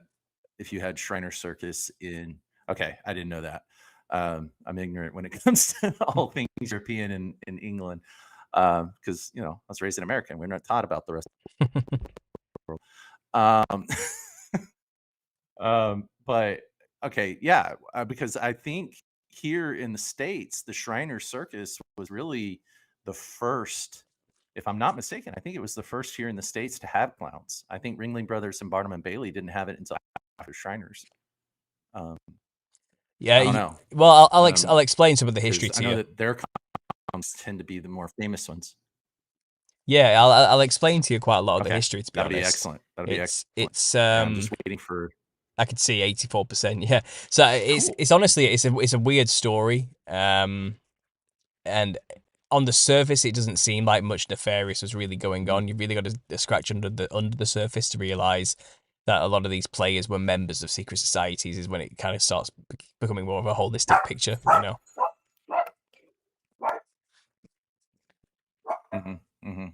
Sorry about that. That's my Chihuahua. Chihuahua. He normally does. He's normally not a barker, but I'm thinking maybe I have a Chihuahua. Oh, trust me, I've got a Chihuahua, which was I swore I'd never own one.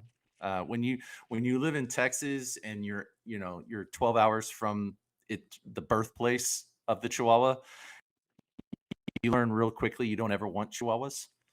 They're mean. They're the closest to a devil that you can get in a dog. There should be a book written about maybe that there are demons that are Chihuahuas.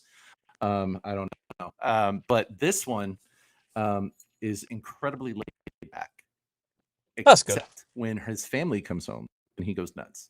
And that's why I was thinking. Yeah, I was thinking my wife and my daughter were coming in, and then I also have a Siberian Husky, and she is the newest addition, and she adopted us. Um, she showed up on our front doorstep about a year ago, and never left. So she's become a fast part of the family.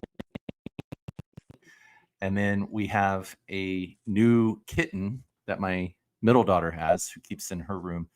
And that one is actually named after the precursor of Has Been Hotel, named after one of the characters, which looks like one of the black and white clowns. I can't remember the name of the show now. It's Hell of a Boss. Hell of a Boss. That's the name of the show.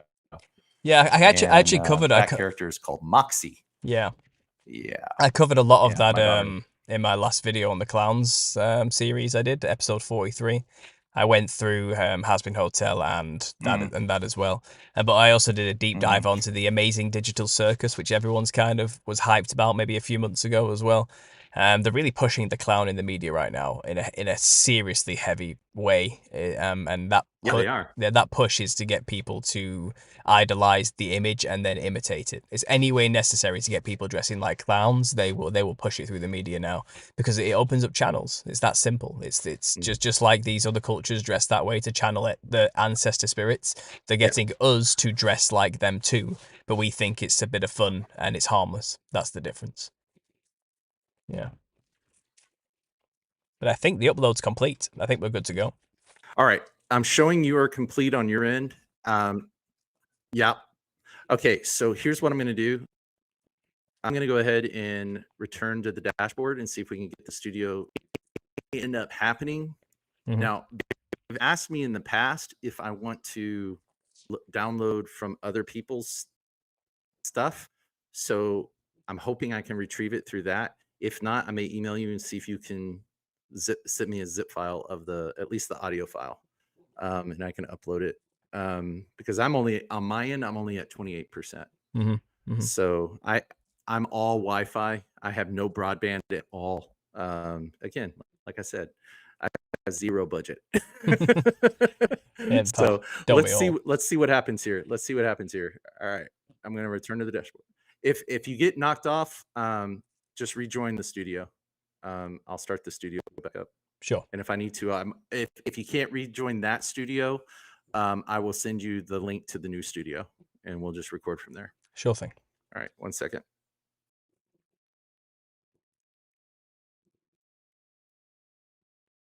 Sorry about the technical difficulties, guys. I really am.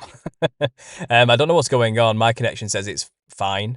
The sound keeps dipping in and out, and it keeps muting people, which maybe on his end. I'm not sure what's going on there exactly.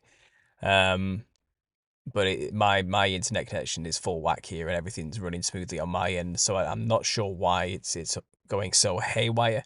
This has got to be one of the glitchiest streams I've ever done, to be honest. Normally, when I do these podcasts, it's quite smooth sailing, you know, and it's just an hour and a half here, 2 hours there. I assume when this guy has his podcast finalized, all of that will be removed or ironed out, and it'll just be a smooth, you know, succinct podcast. But what you're seeing right here is the raw behind the scenes. This is how these things actually go situation. And if you're new to the channel, these are the types of things I do on here. I do share with you guys what I'm actually doing as I'm doing it. I have a pretty booked up calendar, and I'm doing podcasts every other day and pretty much every single weekend. And I do have my own podcast on Sundays as well. I actually have George Hobbs of the Fact Hunter podcast coming on with me this Sunday to share his views and stories involving the conspiracy world and how he got into the game as well. So it's a back and forth, you know, and I do talk about many subjects. I know a lot of people may have come over from Mind Unveiled, who was just giving me a shout out, and I do appreciate all of you coming over to check out the work I do and getting more into the clowns. What I'm saying here today on this podcast has been said thousands of times on numerous other podcasts.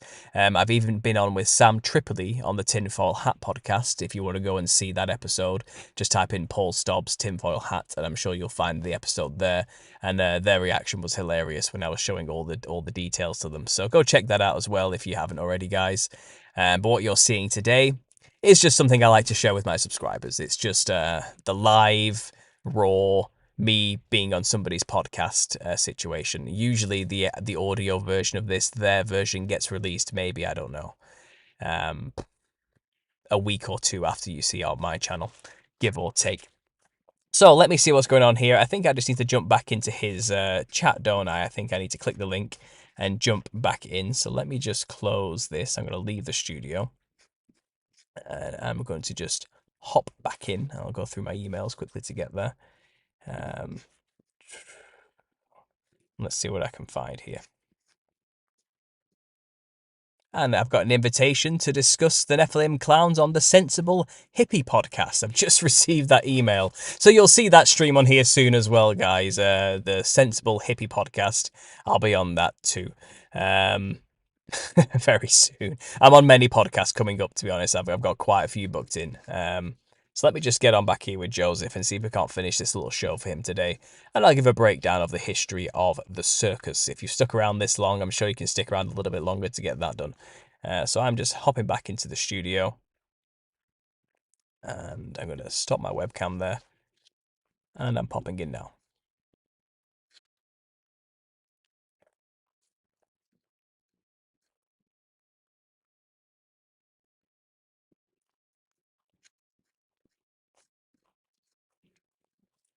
I've got nothing yet. Let's see when he jumps back in. Let's see what's going on. Who have we got in the chat anyway? We would be,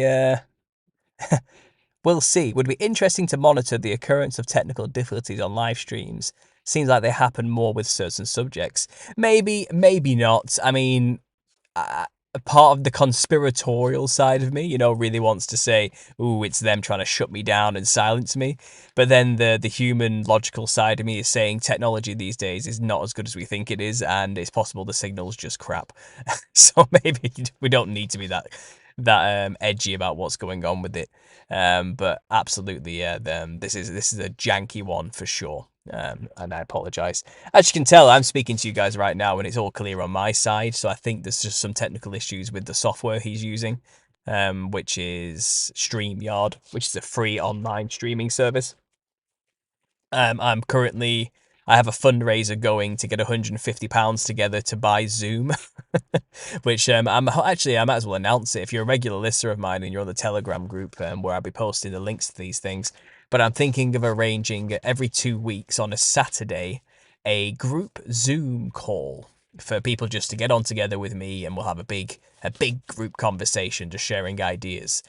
Which is why I want to get the Zoom, why I want to use it, and why I'm funding to get it bought, so we can share it with each other and have, hour-long meetings that don't stop after half an hour, with up to like 300 people in them. So that could be fun. So yeah, if you're interested, you can always donate to the cause on PayPal. I think I got $50 together already, so it's on its way. But I'll definitely get myself a free 30-day trial to get it going initially before paying for it. But that's what we're going to be doing.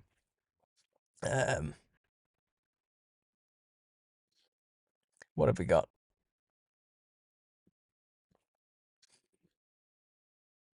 This is how they suppress you softly, says Dustin. Perhaps you got shadow banned, says Dustin. Maybe. I mean, the channel's still growing slowly. I think if people want to find the information, they will find it, that's for sure. But the clowns are a very mysterious conglomeration of ancient myths. They absolutely are. Yeah, I call it a caricature. But it is an amalgam, a conglomerate, as you say, a Borg hived created caricature from many things, all slapped together into this thing we call a clown. But it's modeled after all these different cultures' versions of demons or ancestor spirits, also known as the Nephilim by a biblical standard. Because, like I said at the start, this is fundamentally a biblical based theory. I know a lot of people may have come to my channel from more secular worldviews, or perhaps alchemical, occult, Gnostic worldviews, and may reject the biblical narrative. But as the creator of this theory, I have to tell you, you really can't get to these conclusions without the Bible as your base.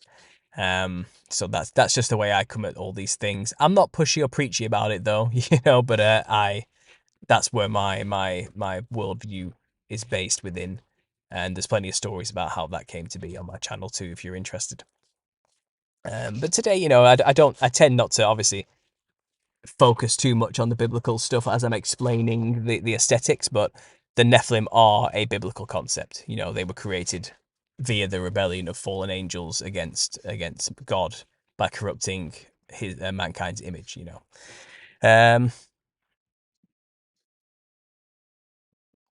The Squatter Man, I think, is the original. What we are exploring only proves the Bible. What's the Squatter Man? Have I ever heard of that before? The Squatter Man? Is that a channel?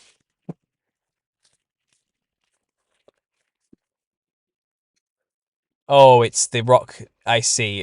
It's the electromagnetic principle you're talking about, is it? Yeah. No, listen, I am not going by the electromagnetic universe Thunderbolts project, understanding that all of these creations are just representations of electromagnetic phenomena from a golden age past where the planets aligned in a particular way and caused a cataclysm. No, these are literal entities that walked on the earth and existed, and they looked like clowns. I'm not explaining this away with nonsensical fantasy. This is a literal occurrence, not humanity's representations of sky phenomena. This is real. And I'm very well aware of that work. My logo is based initially off the alignment of Saturn, Venus, and Mars in that documentary. So I do know the work. But no, this is real. The Nephilim were real creatures that walked on the earth, and they were monstrous, and they subjugated mankind. They were the kings and rulers of the ancient antediluvian and slightly after the Diluvian age. They were real, and they were predators, and they ate us. It's that simple. So no, I'm not going to mythologize this with esoteric symbolism. This is very literal. I'm being very literal here with this theory. I will say that. It's like Joseph has sent me a link to the new studio. Let's see what's going on. Let's see if we can't get this back on track. Wear headphones if you experience technical difficulties. Let's stop the camera because I am sat in the dark in my car just outside my house. And let's enter the studio.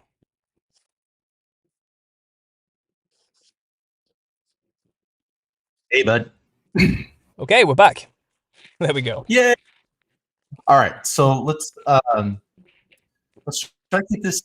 I want to try to keep this under about 30 minutes if we can. Sure. Because I've got family that are going to be coming home soon, and so let's talk about the Daniel Nimes, and then maybe just speak into a little bit on the circus history, and then there's a lot more I'd like to cover, and maybe we can have you come back on sometime this summer and delve a little bit deeper. Maybe you'll be closer to publishing your book too. Yeah, the book's not too far away. I'm 17 chapters into a planned 30, and it's trucking along nicely now, to be honest. So it should be done by the end of the year, and then hopefully published early into the next year. Sure. What? So before I discuss the circus, was there something you wanted me to talk about first? Yes, let's do let's do the Daniel Nemes photo, and then with the circus to speak with give me a lesson on the history of that for sure. And if you need to share your screen again, just let me know, and we can do that as well. Okay. All right, here we go. What's the photo exactly? I've not heard of that before. It's the one of the clown electro, the one I showed you before we started last Oh last yes, recording. sure thing. Well, yeah, let's do it. You might have to educate me about it though. I'll say that. Yeah, I'll set it up. I'll set it up again. Okay. I'll set it up again. All right, here we go. All right, let's record.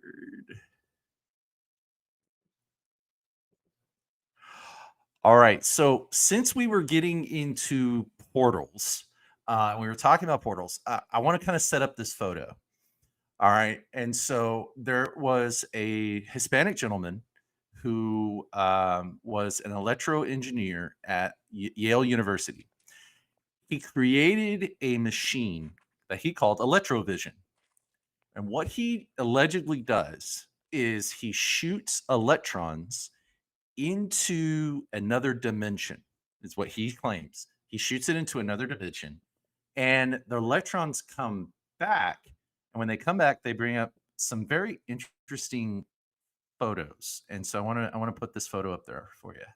Hmm. What do you think about that? Well, it looks like a stereotypical clown, doesn't it, with a very wide grinned mouth. It has that symmetrical effect though. That's clearly a mirrored image of some kind. Right down the middle. Mm-hmm. I'd say that. I'm always dubious of these type of things. Personally, what does he claim this is exactly? What's his take on He all of claims this? it's an entity. Yeah, he claims every one of his photos. And I mean, some of these photos come back looking like insectulans. They come back looking like reptilians. One of them looks like Behemoth or Behathmet or whatever, however you say that. I never say it right. One of them, I mean, it's very satanic. These photos that come back, or what we would call satanic or demonic, or definitely images of Nephilimic type creatures. And he does claim that these are entities in another dimension. Well, well, look, if that is true, if that's what he's managed to snapshot here, which again I'm highly dubious about, whether these are real or not, it is a real phenomenon that when people take things like dimethyltryptamine or heavy psychedelics or entheogens, they do experience encounters with not only insectoid beings, as you alluded to there, or giants or female goddess type beings or entities, but primarily it's what have gone by many names, including Machine Elves by Terence McKenna fame, but primarily it's jesters. And Joe Rogan has talked about this to no end. He's popularized the idea, but if you go into any Nexus, forum, people doing trip reports, the jester archetype entity is always mentioned. I would stress heavily to these people that they are not dealing with images of the collective conscious, archetypical representations of the self. They are dealing with literal entities that have a very specific reason for being in that dimension. It's explained thoroughly in the Bible that when these things died, their soul remains on earth, but their flesh passes away. So when a Nephilim creature dies, they become demons. They get stuck there on earth in this other realm, which is right here with us.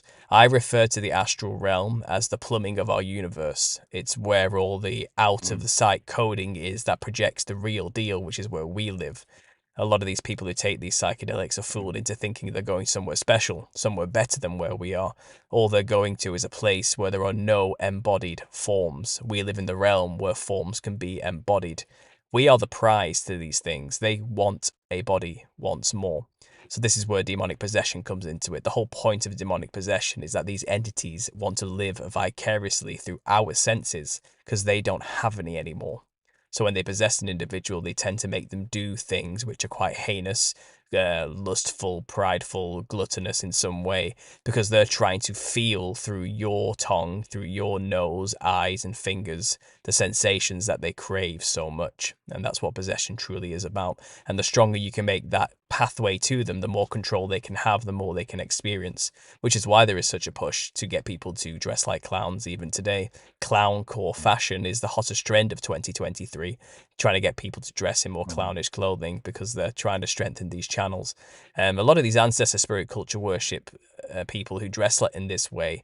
Once they get possessed by the clown, they give it something like food or drink or alcohol or drugs or smoke or a cigar, even in Haitian culture when they're channeling Papa Legba.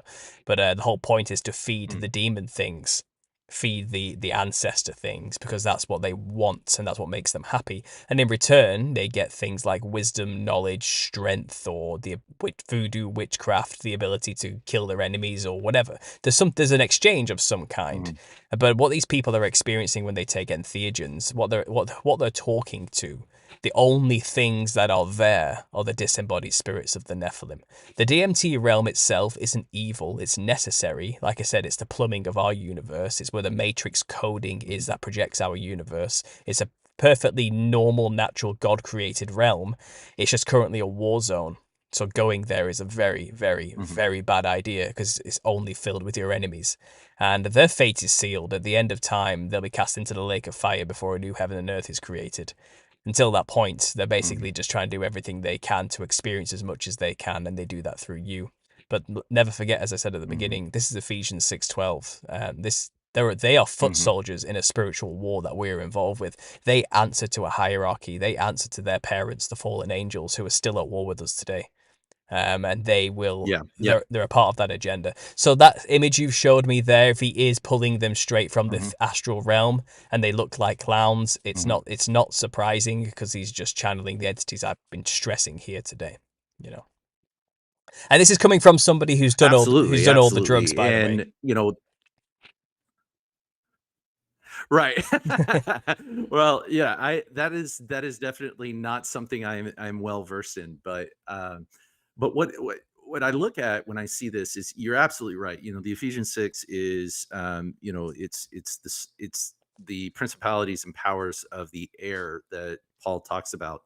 And you said something that was really interesting to me, because these entities, they offer they offer a false wisdom, they offer knowledge, they offer power, they offer the things that they need to entice humanity. I think it was there was a gentleman, his name is escaping me now, but he has a podcast, and he's former CIA, and he was talking about that there are three hierarchies of needs that the CIA focuses on when they want to turn a person: power, money, or influence. What is the person that's sitting across the table? What are they desiring? And what he said is the person who wants power and the person who wants money are the two people that he can deal with all the time. The person who scares him is the person who wants influence. And I think that that's what we're dealing with here. Is we're dealing with the spiritual level of an entity that wants to influence us. And what's really interesting is it's a counterfeit to what God promises us in His Word. And this was something that I'm doing a deep dive into Proverbs right now, where I'm doing a very deep exegetical dive into it, and I'm looking at the Hebrew, and I'm looking at, and when we looked at Proverbs 1, 23 and 24, what you see God, who is personified as wisdom, in that basically saying, after he's chastised the people who go after ill-gotten gain, who greedily go after things, who kill people for influence, power, those types of things, he goes into it and he says, if the fool will basically listen to the reproof of wisdom, that he'll basically turn on the fire hose of his spirit, and he will give us his mind and his ability to differentiate between good and evil. And I think that what you just said earlier about that these entities promise this knowledge, it's going back to the garden, Mm-hmm. right? The knowledge, surely you won't be like, you'll be like God, you'll have the knowledge of good and evil. And that's what I think the whole DMT push is this, again, this push of, well, hey, you can't trust the religious. Why don't you go have your own experience? And then that can become your religion. Mm-hmm. And they're going to go play with these entities that we're talking about today. One of the things that the entities want to try to do is they want to try to make themselves look either more appealing or less harmful.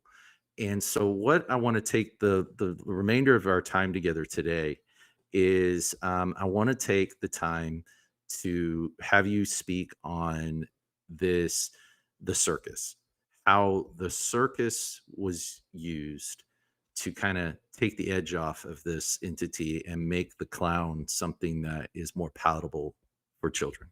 Mm-hmm. Well, you basically have just summed up exactly what the purpose of the circus and the clown was right there. One thing I'll say is, with the promise of knowledge that these things give you, and what the promise that taking DMT will reveal to you, is actually a sick joke when you actually understand that where you go is actually the sewer system of reality. You're going down, not up. The myth is that you're going to higher consciousness planes, where you can learn deep wisdoms from these advanced ascended masters or aliens or gurus or whatever they want to call themselves. They always have a different name, But where you're actually going is you're descending into a lesser realm where there's no such thing as embodied forms. We're in a higher dimension to them, technically. But they've lied and told you you're going somewhere special. The truth is, heaven, as defined, where God resides, is something far greater than these things can promise or give you or show you. And, if you do become a Christian and try to build a relationship with God through his son, Jesus Christ, you actually will be revealed far more than anything these drugs can ever actually offer you. And that's coming from personal experience, guys. I'm actually telling you this as somebody who's, been on both sides of the coin. It pales in significance when you actually consider the heavenly things over these lesser realms, So that being said, yes, the circus. So, um, out of British theatre, which I explained earlier, where Joseph Grimaldi was popularising the image of a clown, you would find there was an expansionist movement going out in America out west. And circuses have always been a thing, but primarily in the early 1700s, they were horse tricks, which involved running around a ring at fast paces on a horse, and then standing on the horse's back using the centrifugal forces to keep you in that zone so you could do crazy backflips on a horse and remain on the horse. That was popularized by somebody who was known as Astley, Richard Astley, who basically was an ex-general who was a master horse rider who created his first Astley Circus, or Astley Equestrian something or other. It's a very long-winded British word. But the word circus got introduced in Britain maybe about 30 to 50 years after Astley had started his company. Funnily enough, by Charles Dibdin again, the one who was the master Freemason whose son created the costume of a clown. It all comes full circle. Now, Charles Dibdin teamed up with somebody called Richard Hughes, who was also the manager of the Sadler's Wells Theatre, by the way, the one where the clown was first created and popularised again, where Charles Dibdin's son worked. So it's all kept in the family. It's all tightly knit. It's not what you know, it's who you know, sort of stuff. But Charles Dibdin Sr. and Charles Hughes created the Royal Circus. So they're the ones who created the first thing that was called a circus in Britain. Prior to that, you had Roman circuses, which was, horses running around in a circle with chariots, and races, horse races. That was the Roman circus, sure. But the term circus, as being a modern word for what we call circuses today, was coined by Charles Dibdin and Richard Hughes in Britain in about, 1780, I think it was, or something like that. So circuses had developed from there, but it was really all about theatre. Clowns hadn't really left the theatre by this point. They started to introduce clowns into the circuses coming out of the 1800s as kind of entertainment between scene changes, when the horses were taking a break or they needed to swap out some kind of scene or something, that the clown would come out and keep the crowd busy. And that's basically the first proto form of a circus coming out of Britain. So when obviously colonizers came over to America and were expanding out west there and bringing British culture with them, they brought the theaters with them, but the theaters kept burning down, and they found that the audiences were always moving and, like I said, going further and further west. So they had to adapt, and it ended up becoming something that we call a traveling itinerant circus in America, where you have these big top tents that would travel rather than stay in one spot. So they traveled with the people to maintain a constant steady flow. And with the laying down of train lines, it got easier to travel with more stuff. And you'll find during these early times, it was a wild west of circuses, mainly run by businessmen and con men and swindlers, basically, who were looking for a cheap, quick money, a cheap buck, basically. And you find P.T. that, Barnum. yeah, you find the people who were taking over these American circuses were members of brotherhoods as well. They were members of Freemasonry or the Oddfellows and things like this, and they were basically looking to co-opt the most popular entertainment industries of that era, which was the traveling circus. Just like the Illuminati take over the music industry today, the Illuminati took over the theater industry, and that then it's never changed. It's always been the same game, just with a different name. And like I said, P.T. Barnum is the one who really created circuses as we know them. P.T. Barnum was originally a bookie, and he made money by putting on a lottery. But he got into a feud with the Lutheran ministers of his region of where he lived, which was I think just north of New York. I think it was. He lived in that area, I think it was Connecticut or something. I've written it down in my book, but I'm blanking now because I'm not an American expert. I'm from Britain, but it basically he got gambling became illegal, which was a big issue for him. He lost a lot of money and his name in his the way he made money because of this. He even created a newspaper and a magazine specifically to fight against the legalization of gambling, so he could keep his. He was a really weird guy, really went out there to maintain his money flow in the most corruptible of means, but after that he needed to make more money. So what he did, he had a friend who sold him a slave. And he said that this black woman was really, really, really old, like hundreds of years old, and was the servant of George Washington or something like that. Right? I'm not joking. And he I made love P.T. Barnum. yeah, he made it was a complete lie. This was just an old woman who couldn't move, basically. Yeah. She was paralyzed, and he basically kept her alive and fed her, obviously, and looked after her and gave her a home. But he showed her off to the world as this false person who she wasn't really. And he was a con man. He was a swindler. That's what he did. He made stuff up and made people pay to come and see it. And that was his first. And from the money he made from that, he bought himself a band and he tried to go around creating music and also attracting like oddities, like deformed people, freaks, and things like that as well. But he had to go in the music industry. He worked with somebody called Lang, who was a Swedish singer, and he made a lot of money from her, millions from her. But she was a bit of a philanthropist. All the millions she made, she gave back to the poor. She didn't really care about it. She was already rich enough. But P.T. Barnum took everything he could and used that money to buy a museum. And he created a museum which was just full of nonsense from all over the world.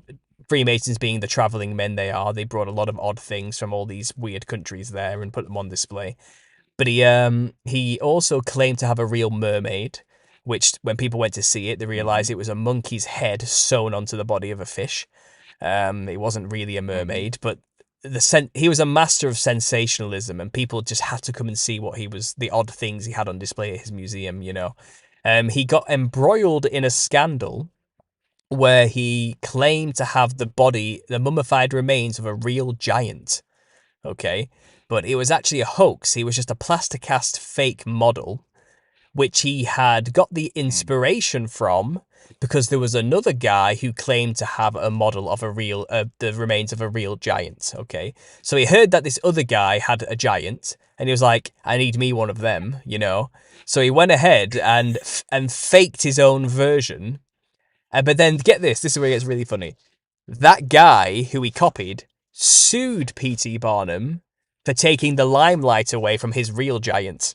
Okay, and it tried to sue him for loss of income, and Oh my goodness. the whole case got thrown out of court. Okay, because it was just so ridiculous, Oh yeah. and that's where the famous quote comes from. The judge or one of the prosecutors involved, presiding over the case, basically said, "There's a sucker born every minute," and that's where that phrase comes from. Yep. From that whole Yeah. event, you Yeah. know. People say P.T. Barnum said that. Yep. It was the judge who resided over the ridiculous case, you know. It was like, what? This is stupid. Yeah. This is just stupid, you know. But P.T., he got away with that, no issues, whatever, you know, and he made his money. And that's basically P.T. Barnum's life.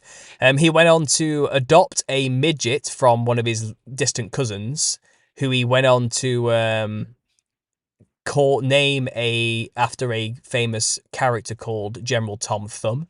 And he paraded this, and actually this guy was a brilliant performer and people loved him, and he actually made a lot of money and died a very wealthy man thanks to P.T. Barnum. And he also became a 33 level Grandmaster Freemason, funnily enough, probably because he was friends with P.T. Barnum, who was also a member of the Oddfellows. Anyway, very late in life, this guy's 68 now, made a lot of money. He decides, I'm going to get involved in the circus. And he teams up with a traveling menagerie, Barnum, Bailey. So this is where P.T. Barnum and Bailey Circus comes from. And Barnum had all the freaks. Bailey had all the animals. Okay, so they teamed up and put on this huge animal menagerie traveling circus thing. He teamed up with a guy who was also making traveling circuses using a collapsible tent which he could put onto the back of trains. And he invented the traveling circus using the train line. And he was also the one who decided these rings need to be bigger. One ring is not enough. So he invented the 3-ring circus. And now, people don't know this, but the logo for the Oddfellows is 3 interlocking rings. So he introduced his Freemasonic occult symbolism straight into the circus ritual right there. Now, a lot of people don't realize, but in these early years, we also had other rival circuses coming around Bailey, all of them owned by Freemasons. You'll always find they're called things like the Tomlinson Bros or the Ringling Bros. And people think, oh, that's just because they're brothers. And it's like, it's not just because they're brothers. Freemasons call themselves brothers. It's a specific name they titled. It's brother something or other. You know, if you're a Freemason, you are a brother. That's the title you have. Like a doctor has Doctor so-and-so. You would be brother so-and-so if you're a Freemason, okay? So that's what they're telling you what they are. And they all decided to get together, 10 circuses, all run by Freemasons, and put on a huge spectacular called King Solomon and the Queen of Sheba. This is around 1870s, something like that, you know, maybe around that period of time, yeah. Getting quite late on, you know, into the early 20th century. And P.T. Barnum's getting on at this point, and I think it's like his last show he was involved with, really. But it was a huge spectacular involving all Freemasonic leadership. All the backdrops were designed by companies who make the clothing for Freemasonic rituals in the lodges. All the costumes were designed and created by the same companies who make the costumes and the backdrops. It was all the posters were designed by British Freemasons. It was all just a huge Freemasonic spectacular. These major early circuses. And I've got the documents for this. I've got people writing about it, you know, occultism in early Freemasonic history and in the visual arts. And in this book I'm reading, they're explaining how for the initiate to go to one of these shows, it was like watching one of the tiny little lodge rituals just put onto a huge scale they could never imagine before. And that's basically what a circus is. It got turned into a copy of the rituals performed in small lodges. So you have the ringleader of a circus, for example, who wears this top hat with his cane. They say, oh, well, that's modelled after the riding crop costumes of the early equestrian horse riding circuses. No, it's not. It's modelled after the Grand Worshipful Master of a lodge, who also wears a tailcoat suit with a top hat. And only the Grand Masterful Worshipper of a Lodge, Worshipful Master, sorry, I'm getting messed up there, only he is allowed to wear a black top hat, and that's who leads the lodge and leads the rituals. So in a circus, in the center of a sigil ring, you have the hat man, ringmaster, the Grand Worshipful Master orchestrating the circus or the ritual, just as you have in the lodge. And the demons, which he is summoning and channeling and works intimately with in these ancient mystery wisdom schools, which is what they really are, is represented by the clown in the circus. So it's an esoteric symbol through and through. Everything about Yeah, circuses. bring on the clowns. Yeah, everything in a circus is basically an esoteric, hidden, Wow. occulted caricature of Freemasonic rituals through and through. King Solomon is the Lord of the Ring. He's the ring leader. He's the master of the rings. You know, he's the one who used the ring to control the demons to build the temples. Supposedly, you know, that's what it is. And not only is the Grand Worship Master a Solomon analog, but he's also obviously the ritualistic leader who controls the demons, summons the demons to build the temple, which are represented by clowns. So there you go. That's what circuses were, and they're pretty old-fashioned now. Going into the 20th century, Shriners took over the circuses of America, and every circus in America is pretty much run by the Shriners. You'll find the Shriners, which are a level above Freemasonry. You have to be a 33rd degree Freemason before you can join the Shriners. They all have a sect where they dress like clowns.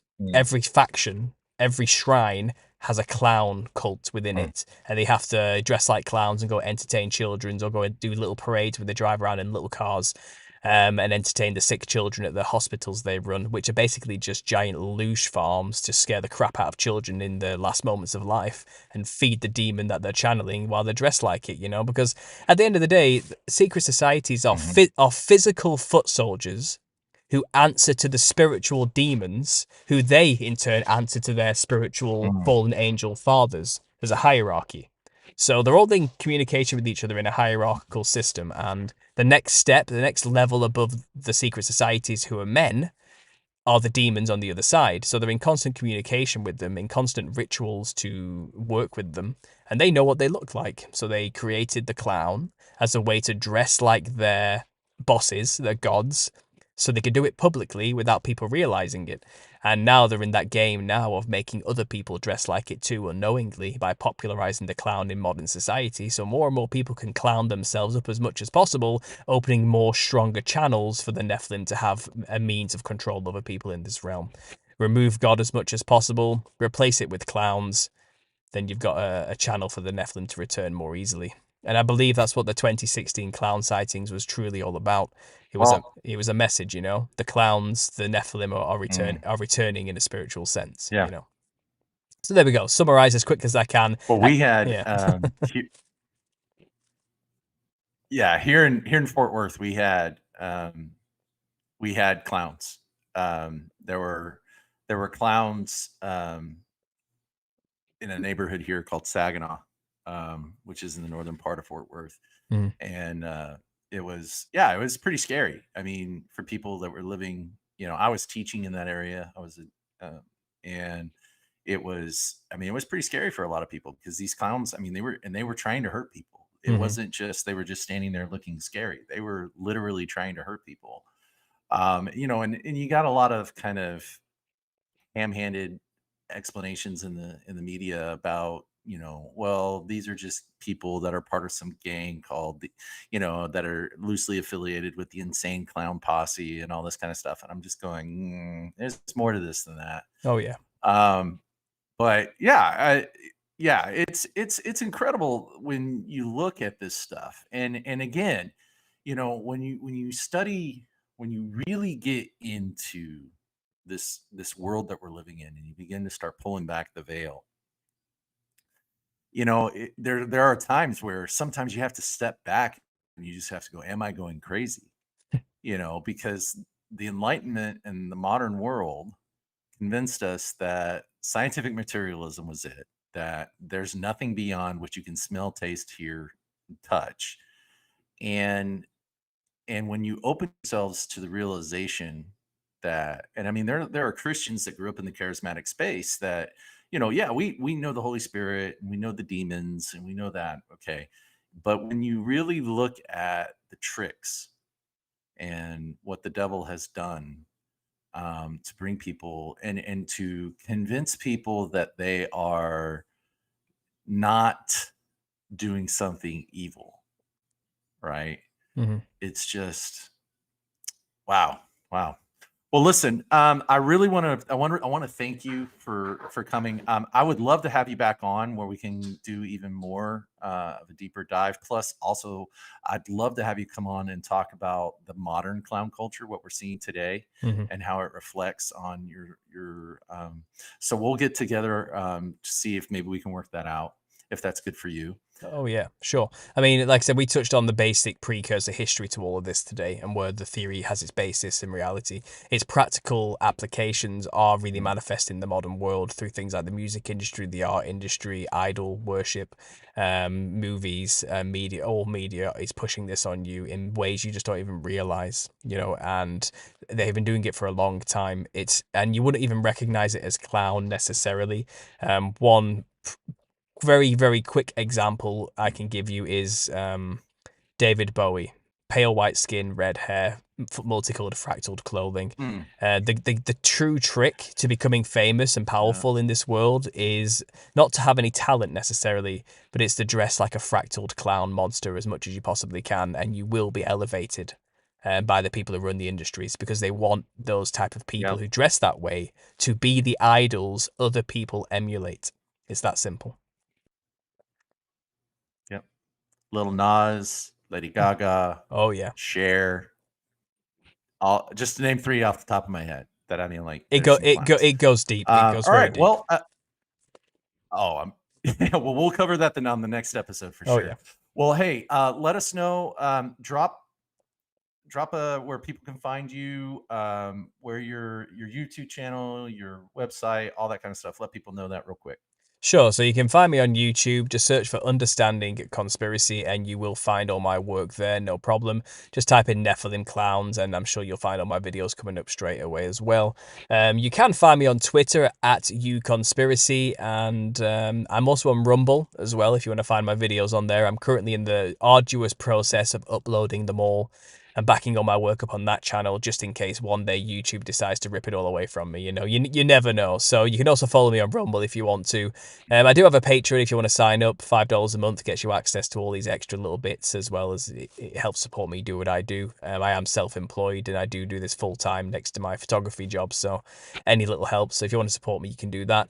You can also pre-order the book I'm writing on this particular subject by going to the GoFundMe. All the links are down below, or you can just Google Nephilim Clown GoFundMe and it will come up. Pre-orders are still available, but they are limited. I'm probably going to cut it in the next 17 pre-orders. I've already had about 65. So I'm going to cut it soon. But yeah, that's available if you want to support me that way as well and get a copy of the book, which will be signed by myself and sent to you personally if you do pre-order a book. So all the information's on that website. So yeah, YouTube is where I'm at. Back up on Rumble. You can find me on Twitter. I am on Instagram under Paul Anthony Stobbs too. So there we go. Excellent. Excellent. Well, thank you so much, Paul. I want to thank again the listeners for staying with us, especially going down this rabbit hole with us. And trust me, it is worth your time to come back and hear Paul when we discuss and do a deeper dive into the clown and the Nephilim connection. But from now on, guys, just go out there, enjoy life. May God bless you. May He keep you. May He shine His countenance upon you, and may He give you peace. God bless. Thank you. That is that, man.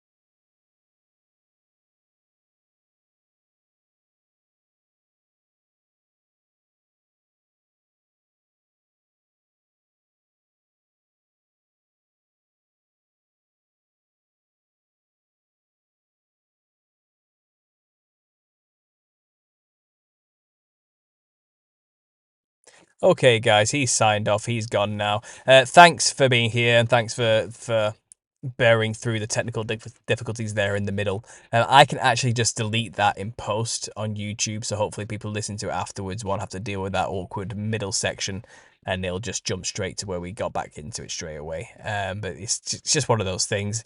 That was a pretty bad stream for technical difficulties. I've not had one like that in a very long time. So yeah, I do apologize, especially for the new listeners. It's not normally like that. That is just one of those strange occurrences, isn't it? Typical timing. But thanks for listening, guys. As always, I really appreciate it. I'll be back tomorrow talking to George Hobbs. He's going to join me on my Truther therapy session, and we're going to have a bit of a back and forth about all things conspiracy, so that should be fun. And yeah, I'll speak to you soon, guys. Take it easy, and as always, God bless.